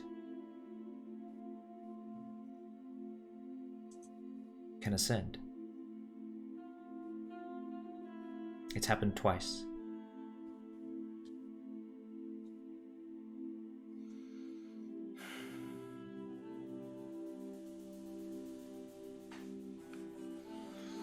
Well, it's quite the journey. It is, and not something I would recommend you do lightly. However, if you wish to, you have the gift of time. If there wasn't so many events converging. Preoccupations. Hmm. I've become acutely aware. Look at you, Gladstone, recommending suicide missions. Well, it's one way to unbind myself. Oh, perhaps I should treat you more of a trickster than an assistant these days. Perhaps. Do you want help? This identification spell. Of course. I'm going to teach you something. I'm going to write it in your book. To allow me to be used with a bit more power, should you need it. I am a shapeshifter by nature, so maybe this will help. And he, in your little spell book, he's going to help you write a summon Fey creature, or conjure Fey. I'm going to find the actual name of the spell properly, for I have it in my note as just Gladstone makes him summonable, which doesn't quite get across the idea. Yeah. It's in my Tasha's book, which is back there. I'll get it in a little bit. But yeah, you know what it is. I think it's in Tasha's. Anyways. It is in Tasha's. So you have that now. You can have him as a slightly more forceful presence. I think it's just conjure Fey. Yeah. This will certainly make you a bit more formidable. Fraction of what I can be, but better than this feathery thing. Should I be concerned about bringing so much more of you into this world? That really depends on how this relationship builds a young Auric. I trust you intrinsically. Well, I just imagine that face that Kelsey's got on now. How she's spinning the touch that. Yeah, like happening? no, like What the fuck, like every Auric? face that like I've been making is like what she's been making. She'd just been like, How much bullshit are you gonna summon, Auric? yeah, like she's just like, what the fuck? That you made a deal with death? Like what the fuck? Ascending? What the fuck? Auric then just sort of like coughs up a bunch of blood as glad at the end of that last statement. So, Gladstone's going to move around as you, because you're gonna put down the identification circle, right? Yeah. Yeah. And he like makes his own little adjustments and scratches and neatens things up a bit, adds his own little face spin on things, gets a bit more, puts this little image you're going to get in widescreen. So 4K. Well, I think it's Lady Seren. Do you prefer You've changed your name, and I know there are some who wish to be called by what they have been, not what they were. What do you wish to be? Here I'm just Seren. You've always acted well to everyone I've seen you act towards, so I think Lady Seren is fitting. I forgot to tell you that we have a bit of a mind link. It's a bit foggy when we're not together, but... Oh. Okay. So we've seen a lot of what we've been doing. Very well. I take that humbly and with respect, then, if you wish to refer to me as such. You may want to just stand back a little bit. Just, his magic is more grounded when he knows how to use it, but I have made some tweaks so we can see what is happening here. Take a step back. I'm not leaving the room, but I will definitely step back. And I imagine when Oryx is in the circle and begins to finish the ritual, Imagine normally there's like an item in the circle or something, and there he draws out these sort of lines of reality and time to discern its qualities. But imagine now he's just sort of pulling them up, and these links come up from the reagents on the ground, and sort of like these just like sharp lines, almost like cutting through reality, as he sort of pulls them up into himself as opposed to into the item. And a lot of it will end up converging on your eye, but what'll happen is, Seren, what you see is more or less Auric's whole body appears to become like a nebula, like space. Like you can see like stars twinkling inside it. There's just this very cosmic feeling to the whole thing. And you can see these lines go out from him, and there's these strange like pulses coming in from everywhere, and you can almost hear slight whispers of people like praying to him, spidery people in fact. So there's that. And then yep, and then there's the eye, and this image floats up from this large shadowed creature, and the whole room around you goes dark, so the only point of light is Auric himself, this sort of like cosmic entity. And you can see in the void outside it, whatever creature is in Auric's eye, or whatever it is a window to, is just watching and prowling, and it is immensely vast. You're only really seeing like the top third of its torso moving around, and it's just watching. Every now and again, like a clawed hand dips into Auric's space and sort of like twists and turns things and pulls out again. From this projection, you see then death on the other side, and then there's two of them moving around. Then you see this tall, sort of would have been attractive man that now has, like, he looks sick, and he's got a bow slung over his shoulder. He's prowling around as well. And then you see a tall, black-winged angel also circling. All four of them watching and waiting. Then it zooms in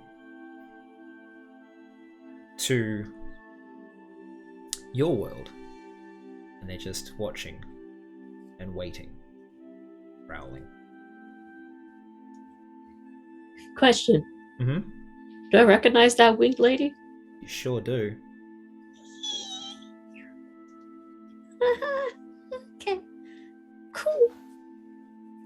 You said two deaths circling around? Nope.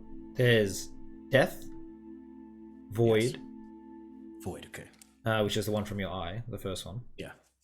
Then there's the winged lady and another like sort of handsome man that looks sick. Okay, sorry, I misheard you when you were talking about death moving around. Yeah, no worries.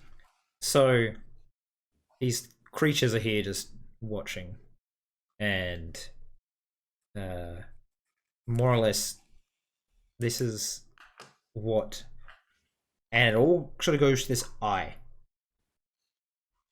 It's all about the eye, their window into the world.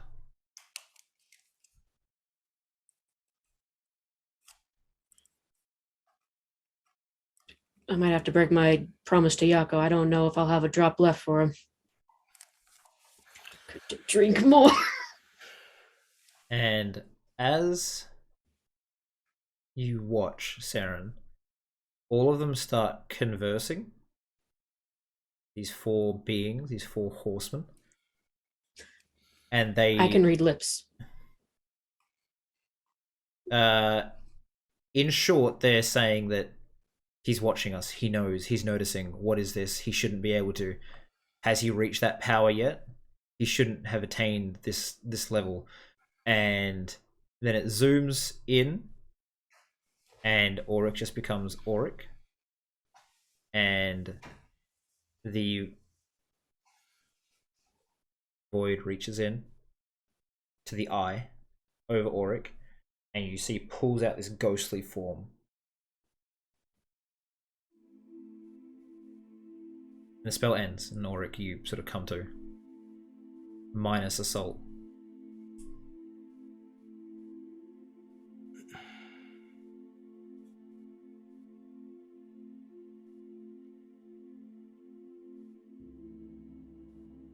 Curious.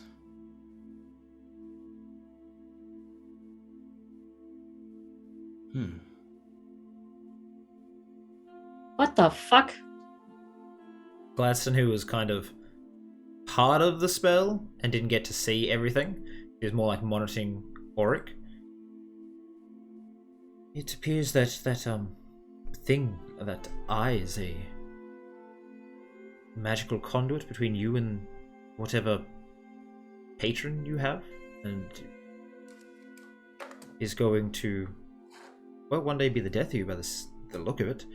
They are watching and waiting and using you to see through. That's why you get power. You're directly from the source. It could very well be the eye of one of the horsemen. Are you sure you wish to keep it?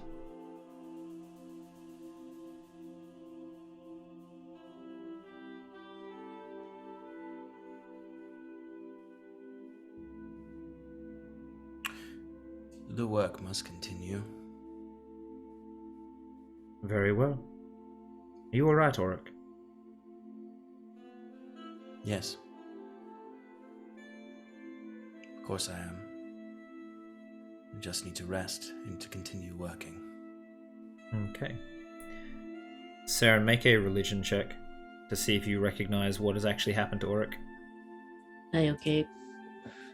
I will use the actual roller. Yeah, this is going to be quite a high DC because I don't think you've seen someone have their soul pulled out of them before. Nope. Oh, so close. Oh well. Yeah, you're just not sure. You're like, that was a vision, right? Like, I don't know what this that's is. The horseman look eye portal. They go come out your eye. And then I hear what Glass is saying. It's like,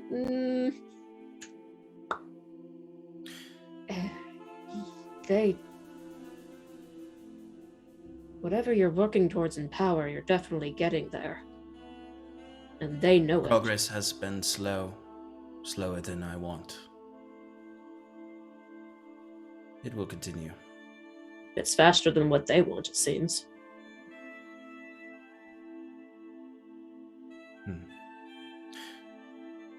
I have to record these notes.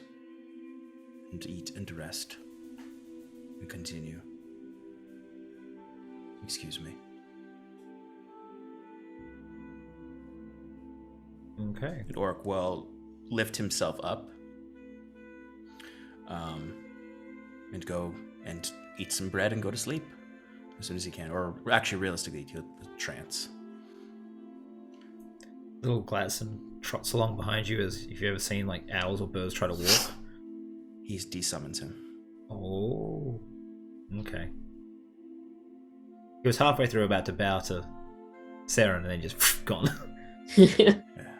I have no need for him right now. Okay. You go eat, rest, sleep. What are you doing, Seren?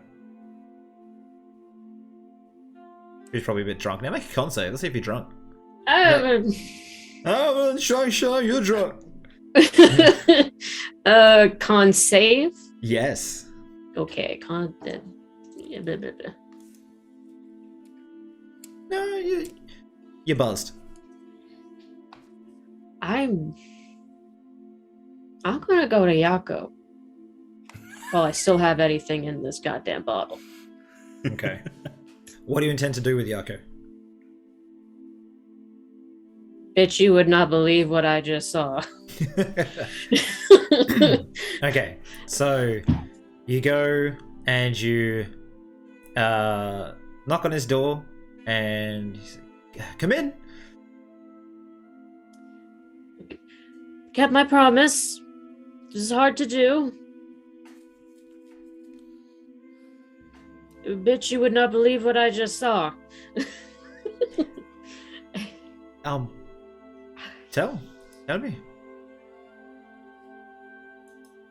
And I tell him what I just saw. His face just sort of, I hand him the bottle.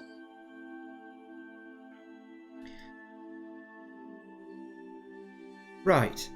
So that's interesting. Why on my boat? Every time. You have to have a word to Auric.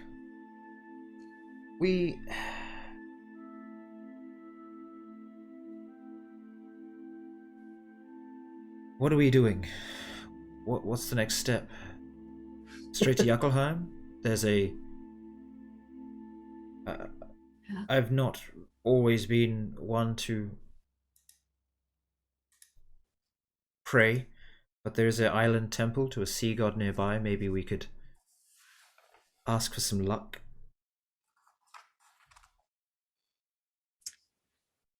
Yeah, I'm not really much for gods either usually, but yeah.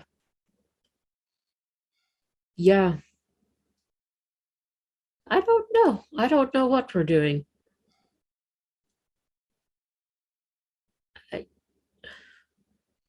We're definitely heading to Yakelheim. I'm just That's going to have information. Insight you, because that I don't know what we're doing. I want to know if you feel. I don't know if he picks up how you're feeling. Are you feeling like down, scared, worried, that sort of thing?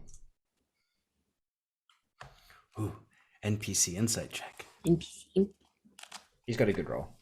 Oh right damn! now. Oh damn! She's feeling very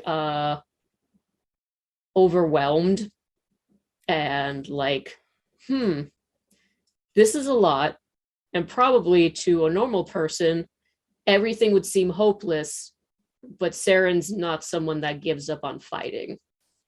But she's also just like, I don't know what to do. I'm gonna have to figure out what to do. So overwhelmed and working through it.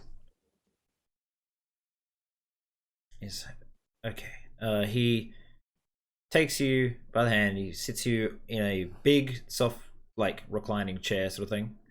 And then he's going to sit opposite you, and let's just work through this. What? We're heading to Yakelheim. What are you going there for? What do you need from there?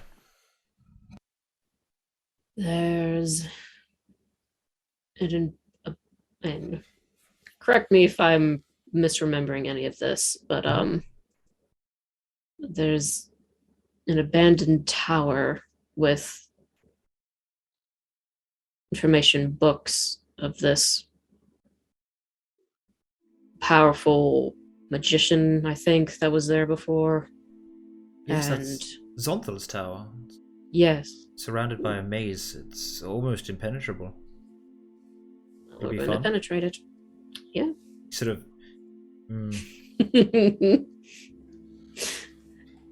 She has no shame in saying that. All right. Yeah. We are going to go there to find answers. Because there's lost information and information that can definitely pertain to everything of this.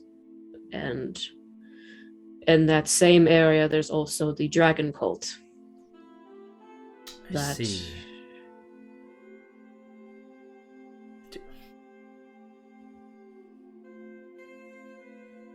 If there's the dragon cult, will there be dragons? Have you seen any yet?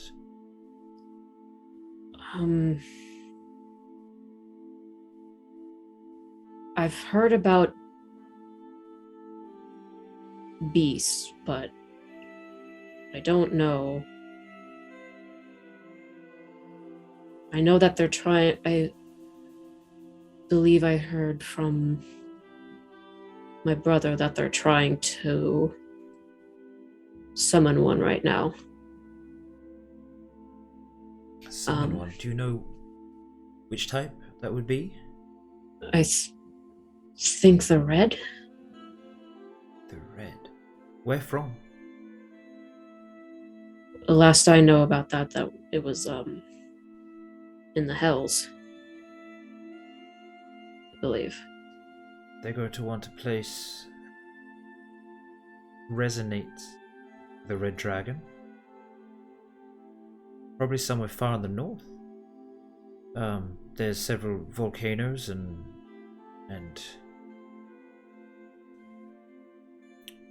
mercenaries that could be hired to help construct a place fitting for a red. Mostly fire giants. Which is interesting because they are natural enemies of dragons. But I guess if the coin is good enough.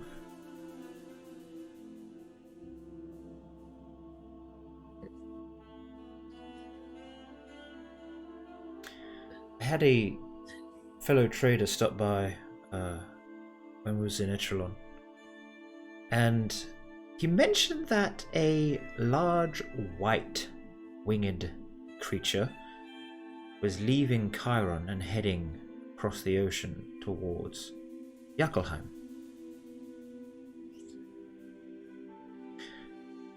From all accounts, not the White Queen, not that big, but still some creature. Couldn't have been freshly born. It would have to be at least, given the size he describes, 700-800 years old. Large. Huge even.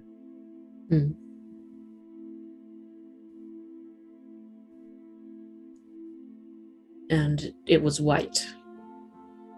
Yes. Given its size, perhaps one of the oldest of the Queen's brood.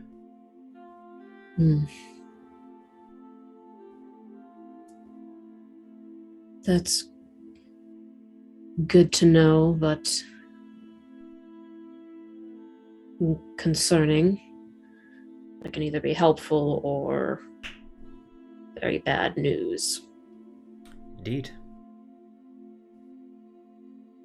And I Takes a sip, passes you back the bottle. There's like one mouthful left. it was apologies as she takes the rest of it. No worries. Look, is there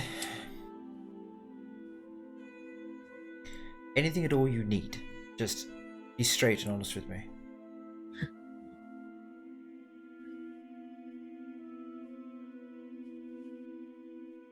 You seem like a very capable man, smart man, everything, and I'm not just trying to sweet talk you here. I can just... It's working. Keep going. And she actually laughs. With everything that I see that you have here, how you talk, carry yourself. I guess advice would be something that I want to ask of you currently. Well, that's easy and freely given. So, where to start?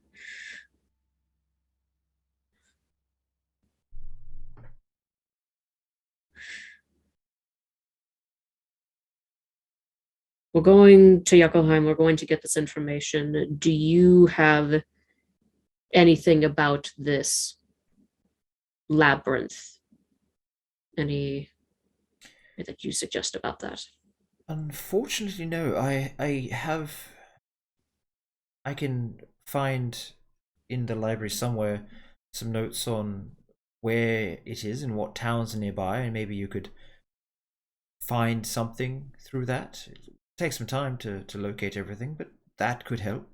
Um, Generally, these labyrinths, for Sontal was a powerful wizard, they tend to have cunning traps which you can figure out, but if you fail, there tends to be a monster or a creature or a spell or something, so just keep your wits about you. Right. You won't be able to fly over it or dig under it or teleport through it. It is only way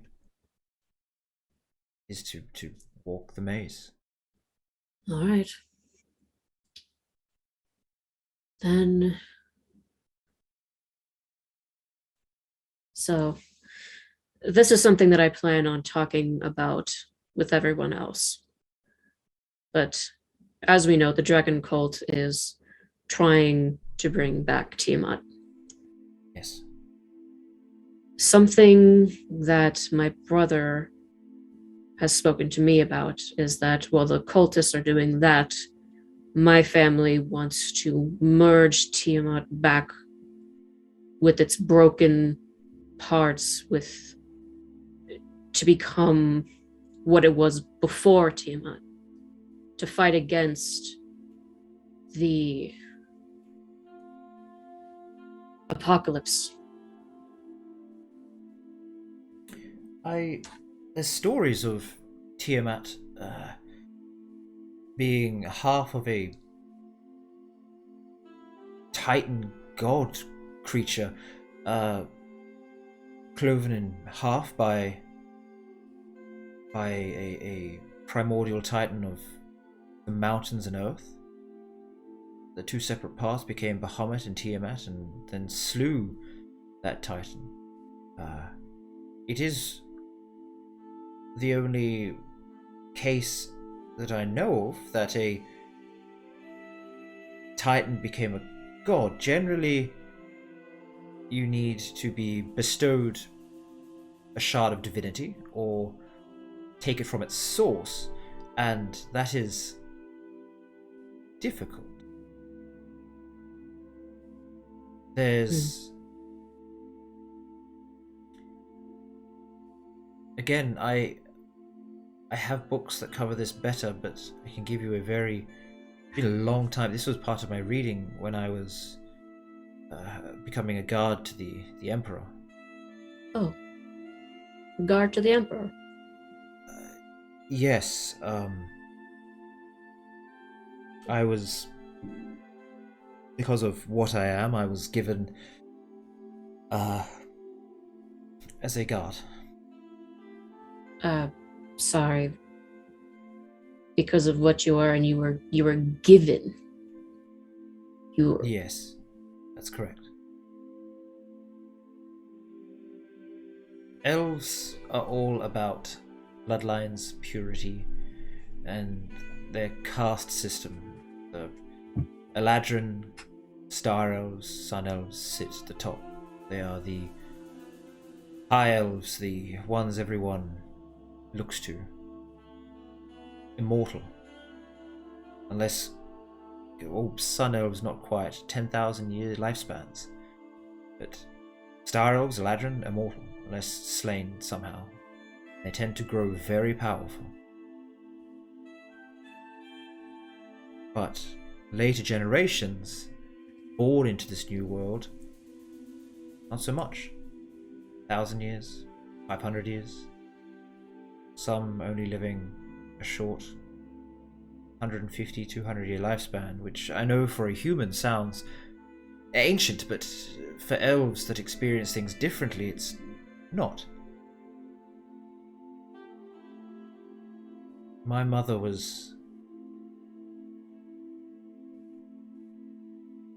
a sand elf, a blood elf. She was the daughter of the seeress of one of the great tribes of the desert. Next in line, It's a matriarchy. Religious matriarchy. My father was a wandering drow swordsmaster.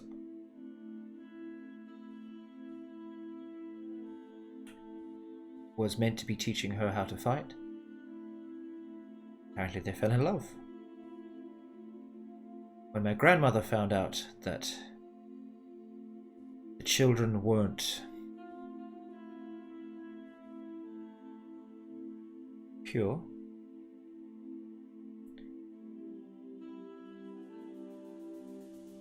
she had us given away. I was sent to be a bodyguard of the Emperor. What happens when impure men are born?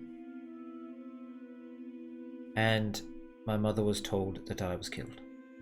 Died in childbirth.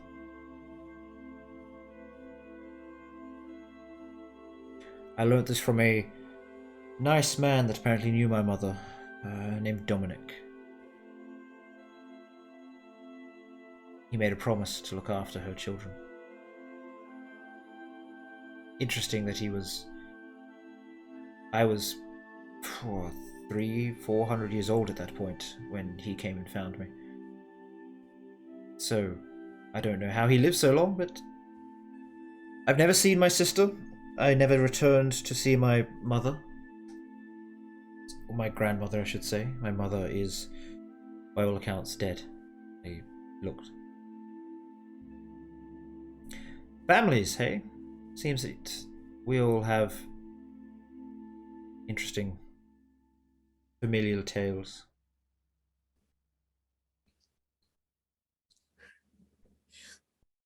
Yeah.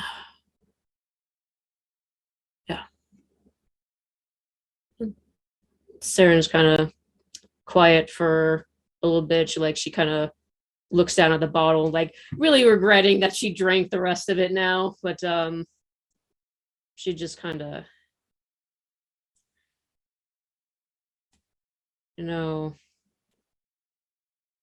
my family has always been trying to sell me off in some way.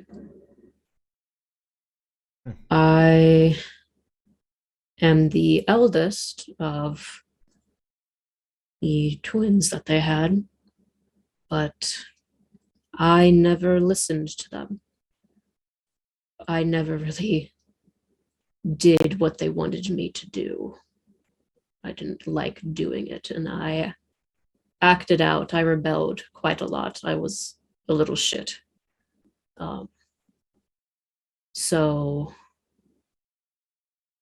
But they are people that drive for power and for image.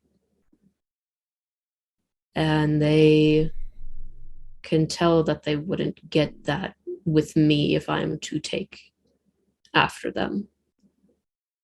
So they've tried multiple times to sell me off into arranged marriages, trying to put me off to be trouble, but yet a bridge of power at the same time. Someone else's family.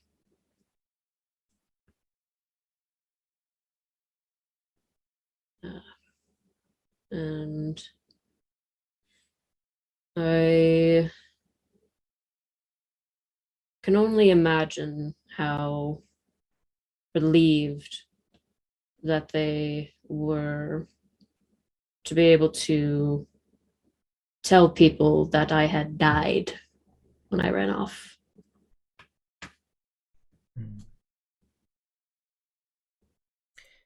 He will, if you'll allow it, reach over and he'll take your hand and sort of pull you up to his lap and like hug you and be like, I, for one, very glad you're not actually dead and that you weren't married off to some arsehole for power.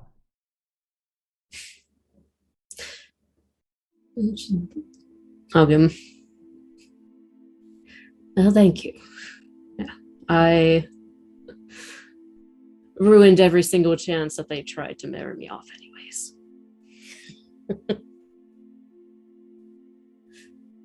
So.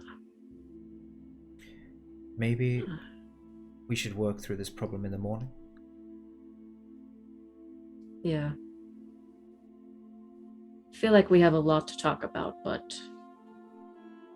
I think we've said enough and we're tired.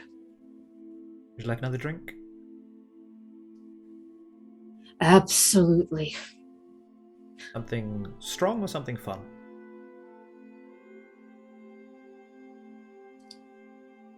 Let's go with something fun. I need a bit of fun. Okay. And he sort of looks to the ceiling and says, Dancer, could you please provide a tequila sunrise for myself and a sex on the beach for Seren? Perfect. So their name is Dancer? Earliest and Dancer, yes. Her. Okay. Thank you for before, Dancer. Just faint creaking through the hole. She'll look after you. Just like she does me. She's a bit wary of Auric, scared of Sloane. Wary of Ignis. New and fire, not her favorite things. Makes sense. Okay. So you guys can drink and talk and whatever, as long as you want. And let's see what Auric is doing. You are muted, friend. Yeah, I know. Bah! Auric, speak. Well, it'll be on the recording, so. So I think Auric would very much so would actually rest this evening in a very straightforward way. But I want to do something with him in the morning. Either So this Auric is long or rest. someone else. Auric. Yeah, okay. You said with him, I'm like Auric, Tamel, Sloane. Sorry, yeah. Sloane's not here. No, Yako? Auric wants to do something in the morning, and then he wants to wake Seren up as well if what he does is successful. Okay. So for you, it's a 4-hour sleep. So what are you doing after 4 hours? What are you trying? I am gonna. We're making that magnificent mansion, and I'm gonna spend whatever I need to make sure it succeeds. I'm gonna use conversion future. Okay.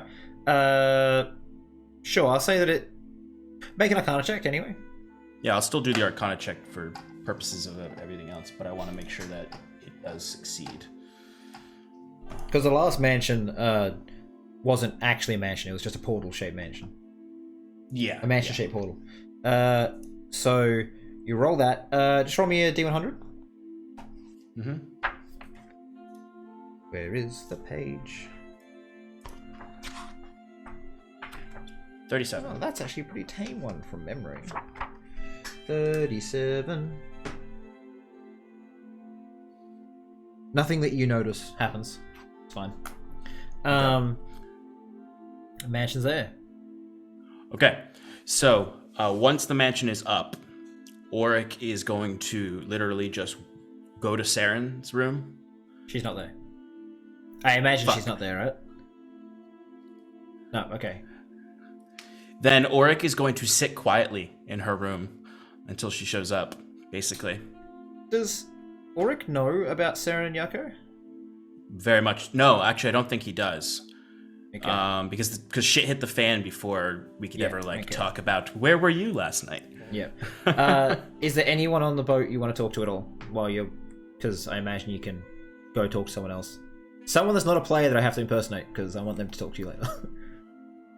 I mean, I guess Auric, if she wasn't there in the morning, maybe like in the early morning when Auric would be here, he would eventually maybe just go and sit in the bar area, waiting for Seren. Realistically, he's waiting for any of the people in the party, but if Tamel was to come around, he wouldn't, not talk to him. But he is like, because of what Seren was the first person that he saw when he kind of came back from the vision. He's intentionally waiting for Seren. Okay. So, late afternoon the next day. I don't know, I'm just making things up at this point. It's kind of my job. It would just be a lot easier if it was a full party session and Auric was just creepily sitting in the middle of the space. I mean, you could. Oh, it's like you have divination spells. You could find her, but you know what? Probably I'm not gonna lie though. Probably not. He would not. I'm not going to do that. No, Sean is not going to make Auric do that. If he's a soulless husk that just has his intelligence, Auric would probably do that. Okay. And have zero reactions. Just be like, but I don't. She's busy, and that's it. If you want to, you can be like, you know where she is. She's busy, and that's all you get. I won't go any further than that. You just go and knock on Yako's door. Oh my god! It'd be like Sheldon from Big Bang Theory. Penny, do it. Seren. 150% that's happening. Okay, rewinding. Go find Seren. She's not there. Divination spell. You've got locate and scry and all sorts of things you can do. Yeah. So I would just say I use locate creature. That's all I use. Keep it clean. She's in Yako's room. Seren.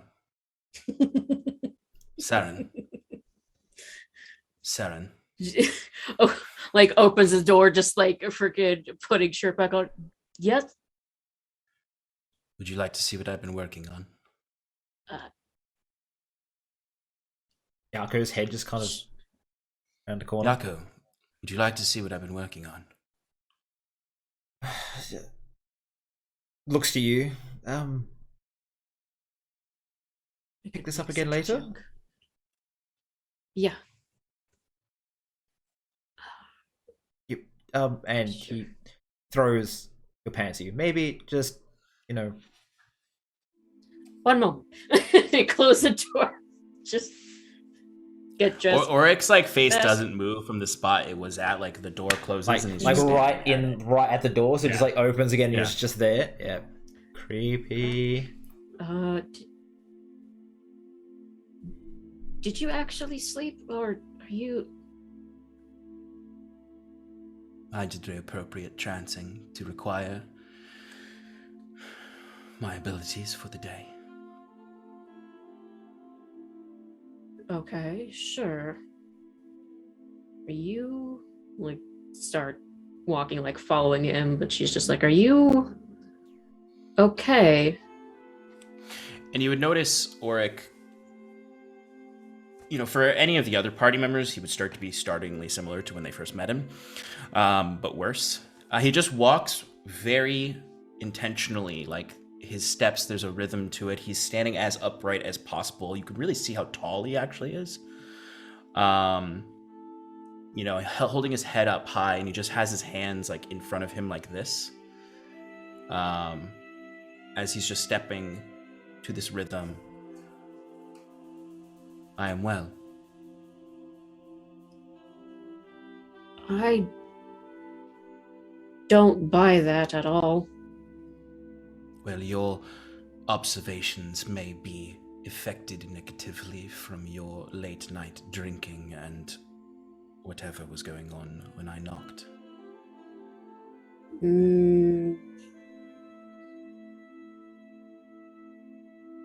No, I don't think that's it. Fair enough. Though that observation is likely not true, you are free to believe it. Okay. So, what did you work on? And you see as when we get there, he'll open the door and you'll see in there's just sort of this bright light that when you look at it, it's like staring into the sun at first.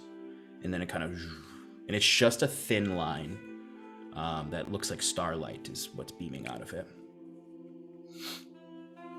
And you see he walks up and he waves his hand and the light just to exactly a door large enough to fit a medium humanoid.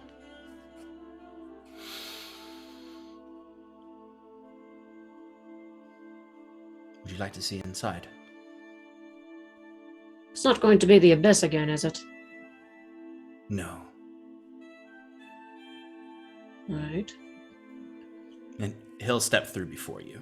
Yeah, I was going to say, like, after you. So once he steps in first, should be like... jumps. Describe the inside of your mansion. I imagine there's lots of plants. When you first step into it, the antechamber is infinite looking. And when you look down at your steps, you feel like there's no ground beneath you. It's just stars and galaxies and nebulas and eternity. And when you step down, you see just sort of a rippling around your feet. And he's already about 20 feet ahead of you, walking up to the door catch up. of this grand structure that when you look at it, you can actively see any personality, any notes of it are washing away from it. It originally looked like a quite beautiful, like first world Feywildian manor, like strong, large structure with plant life, verdant busts all over it, and it's all melting away into this like matter that swirls around it into just a perfectly brutalism squared mansion. And as you approach closely, these two massive doors just as he approaches, and when you step in, inside the same process is happening as all character is being bled away from this thing, and you watch actively as each room turns to stone with a stone cot inside of it. But what was there before, you see one in the stylings of Sloane and her culture, and you can see like there was this little like miniature fighting pit out front of it. There was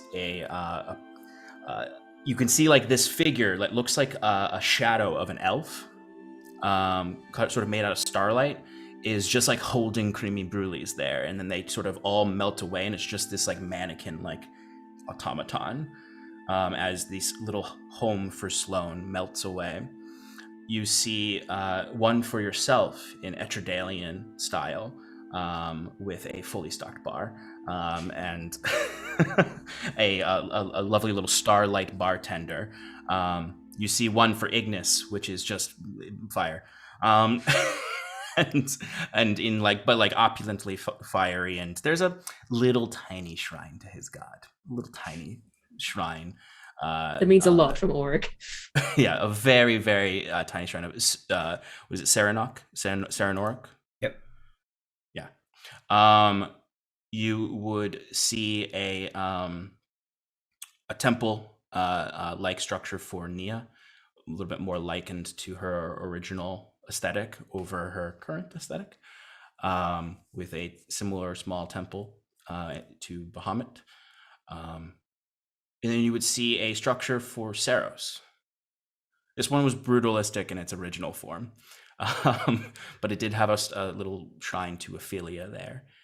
And you'd see one that is styled after a saloon, with some little targets out front and some bottles to be shot. As all of them, though, just fade away to stone structures and then bleed up into just matter, these little fragments of matter that swirl around the ceiling, as you see Auric, his steps echoing fiercely throughout this temple, is stepping up these steps to a dais at the top, and as the entire structure just sort of bursts away, and there's just that infinity around this dais. And it's like several steps up to this dais, which was going to be his experimentation dais. And now there's just sort of this visual of a massive black hole in the infinity behind him, with the accretion disk of light all around it, just bathing him in this darkness and light at the same time. As his voice echoes as he looks down the steps to you, he says, "I divined this place a home because so many of you don't have a home anymore. I've never had one. A lot of work, a lot of wasted resources. Would rather be suited towards the work. And he's like looking down all around at the infinity, and he looks down at you as he finishes that sentence.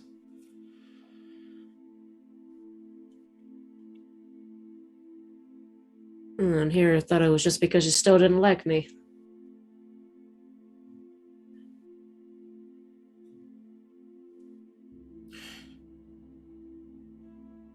I believe, or I think, whatever it is you're endeavoring to do aligns with my work.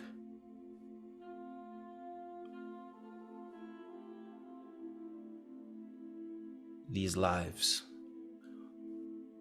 this personhood, it exists as a unnatural thing. All of it, gods, us, gasps in infinity, fighting against stillness. It's all I seek.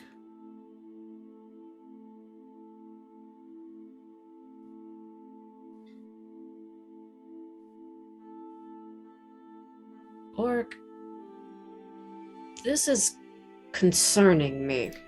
Kind of starts walking up the steps. You have been acting odd ever since that identify happened on you. And that vision happened.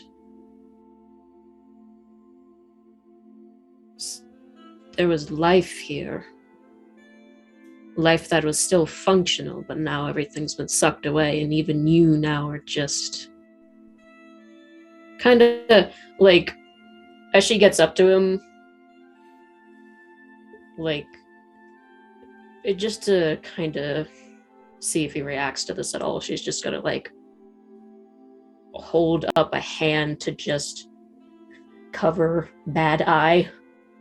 Like, she's not trying to take it or anything, she's just like covering it. Like, does he do anything? As you cover it, you feel this almost iciness along your palm, like it's and as you pull your hand away, it's like a little bit of necrotized flesh in a circle, as this thing has eaten a little bit of your life force.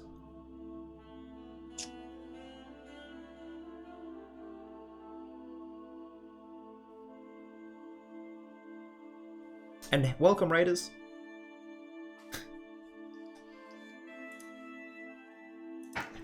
Auric? Yes.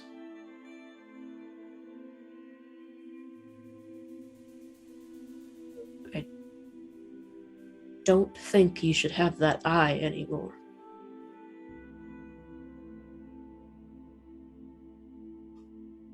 Why?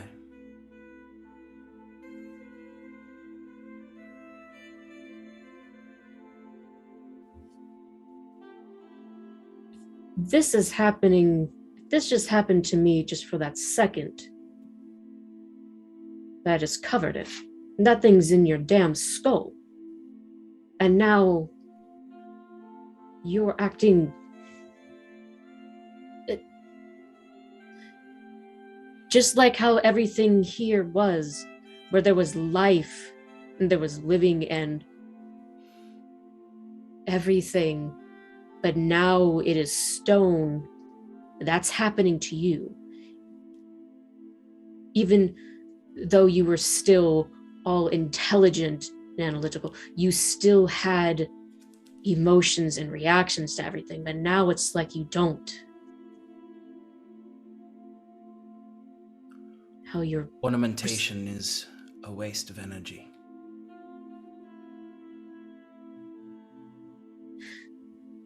No, it's not. You wanted freedom to live, right? That's part of life, to actually live. Living. is ongoing. Living is fighting stillness. That's all. What you're doing.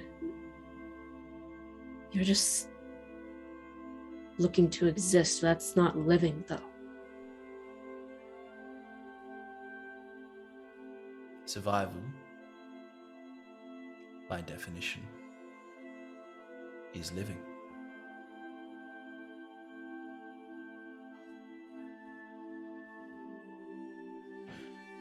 Star elves don't, at least star elves of my origin, don't need much. Once I alleviate what is blocking me from survival, there's just infinity and the stars. No need for much else. No need for your daughter. No need for Sloane. A curious part of my life. Star elves don't really need to reproduce. Our instincts for it are low, except for external stimuli of feelings and thoughts and love. But when you have all of time and little threatening you, there's not much concern for others. I'm sure she'll be fine.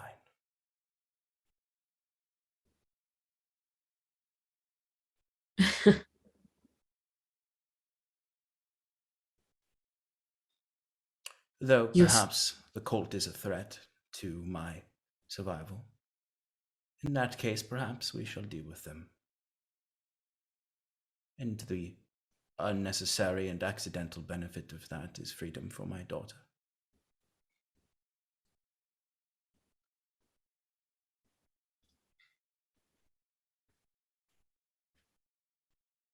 This isn't right.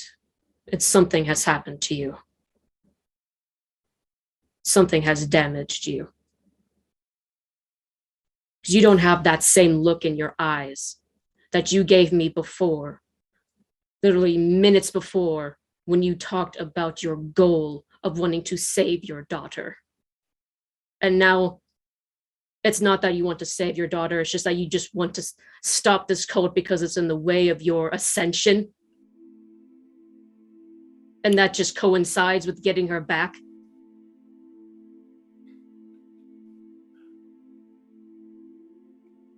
Yes.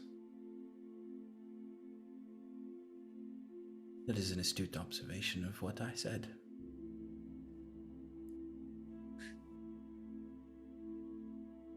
You are just like my father. And she starts to walk away. You want power, so you do all of this. And maybe you can say that you want to save and stop something, but it always just goes to power and trying to be more than what you are because you can't be happy with these so-called decorations around you. Treating people like decorations now. And now you've lost yourself. But you know what? Just gonna have to find a way to get you back. Because at least I saw a father once that was good. That was trying. And I know that you can care for Sloane, and Sloane cares for you. And I'm going to get her. Because I'm not going to have you be lost. Fuck your damn stones. Fuck your damn work that you're trying to perfect. It's all going to be meaningless without what you've lost. There is one point where if you're walking away, the doors do close ahead of you. You see Auric just kind of misty steps in front of you. like I said, our goals align in the current predicament. And whatever emotions you're feeling right now, as I can see, don't let them get in the way of this alliance. Oh, you think that I'm stopping the alliance? You think that I'm going to turn on you? You think that I'm going to Emotions are leave this? unpredictable. Yes. Unpredictable. Just like your magic. But All I'm saying is do not get in the way of my work, and I will continue helping you. I aim to help your work. What I do and what I am going to do is aiming to help you. Then we are in agreement. For now.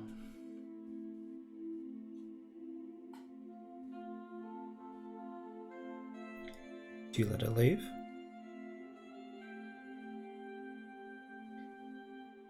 There'll be he'll wait a few moments. Open the doors. He takes a step to the side and begins to walk back to the dais. You can hear the loud footsteps echoing again, and then after a few steps, the doors will open. If you need me, I will be in here perfecting my magic. You're free to come in for now.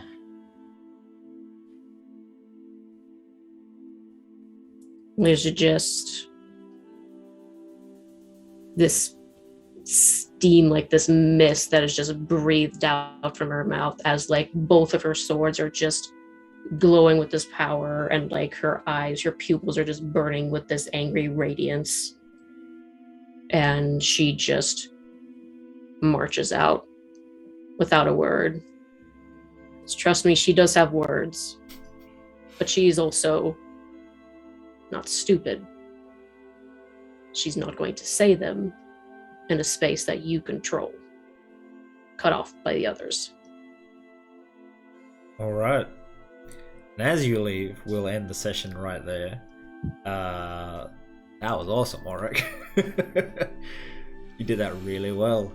That description of the mansion as well. You wrote that down, right? Like that was pretty. I didn't write it fully down, but I had like the entire idea ready to go. Okay. This close to slapping him, and if she didn't have as high wisdom as she did, she would have. But the thing is that she's smart and like wise, so it's just like, ooh, slap him. Slap him. I was really hoping you would say, when she's like, I know you care about Sloane, just like, I don't care about Sloane. Just I know, I was going to, I was rolling over like something there to be like a strange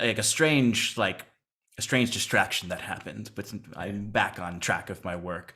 Actually, truly, I only had the mansion ready to go. And when you took the soul, I was like, okay. Because I had a scene in mind of like showing Seren the mansion. I had basically had a scene in my head of the complete opposite scene happening. Just this showcase of Auric's new humanity. I'm going to go wake up Sloane. Yeah, if Seren hadn't had come to see you then, I was gonna have you go talk to Yako, you talk to Seren, do that whole thing, and then at the end have this happen. But it kind of just the order got jumbled up a bit. But I think it worked pretty well. I'm pretty happy with how the session went. You guys all right with it? Yeah. Yeah? Okay. I hope people that stuck around to watch enjoyed it. We will find someone to raid. You guys want to do your goodbyes? Starting with Sean. Go. Yeah. I am Sean O'Donovan. I am the creative director of Paradise Productions, where I DM the flagship show, Advantage in Paradise. I also do Relaxing in Paradise, where I paint minis and craft terrain and play video games and hang out. We got a bunch of other programming, so definitely check us out for more storytelling and cool nerdy stuff. And I've been Auric Solaris tonight, a man on track to being a good person again, who is now just an empty bad husk. That's right. All right. Kelsey. Hi, that's me. I'm Kelsey, also Rogue Uzu on Twitter and YouTube. I draw a bunch of things. I tell the stories of when I DM'd, and now a love story on YouTube. I'm having a moment because I'm upset. I was playing Seren Talonray, who had many other things that she had wished to talk to Auric about in full detail and really hash out things, learn about each other, but now he's soulless. And she's not happy about that. So now it's just like, great. I need to help Sloan, and I need to help Auric. These people are fucking. I need to help Nia. These people. These people, yeah. We're just... The tokens are fungating. What can I say? Fungating? I think fun gating, like gatekeeping. Okay. Gatekeeping fun. I don't know. I got very confused. Anyways, hi, yeah, I'm Nova. I run Roll for Damage. I am looking forward to what the new year brings. We will be picking this up again probably February. We have a bunch of new programming in the new year with both Sean and Kelsey running games because they're awesome. And we'll be getting a couple Australian time slot games as well. This has been the last session of the Scales Above for the year. We've got a game of Humblewood on Monday at 8 o'clock PM Australian Standard Time. And we're probably going to do just like a chill painting stream at some point between now and Christmas, but that's about it. As I paint a monster, because I mentioned fire giants. So I kind of did a thing where I bought this. Oh, nice. Ooh. Yeah. Ooh. There's a scale on the back to show you how big it is. Nice. Oh, wow. Yeah. Nice. I didn't also buy a bunch of other fire giants, but we'll see how that goes. So yeah, alright. We're gonna raid Ardent Roleplay. Before we do, we're gonna run like a 30-second ad. It really helps the channel if you can stick around and support it. You can find us and our social media stuff in the panels below. Everything goes up on YouTube, usually pretty quick. It's been a bit slower since we did a big charity stream recently, which slowed it right down. Sorry about the yawn. Thanks for the raids and the follows and the subs and stuff. If you want to support us, yep, you can follow us or Twitch Prime us, or you can go here and check out a thing I did, and you can get it for free or pay for it. Doesn't bother me. The more of those that get out and I get feedback on, the better. And Kelsey did the artwork for the flaming person in it. Yay! Alright. Yeah. Here goes the ad. Thank you very much, guys. We'll see you in the new year. Bye-bye. Bye. Advert. Yeah, and then keep waving. I never said stop.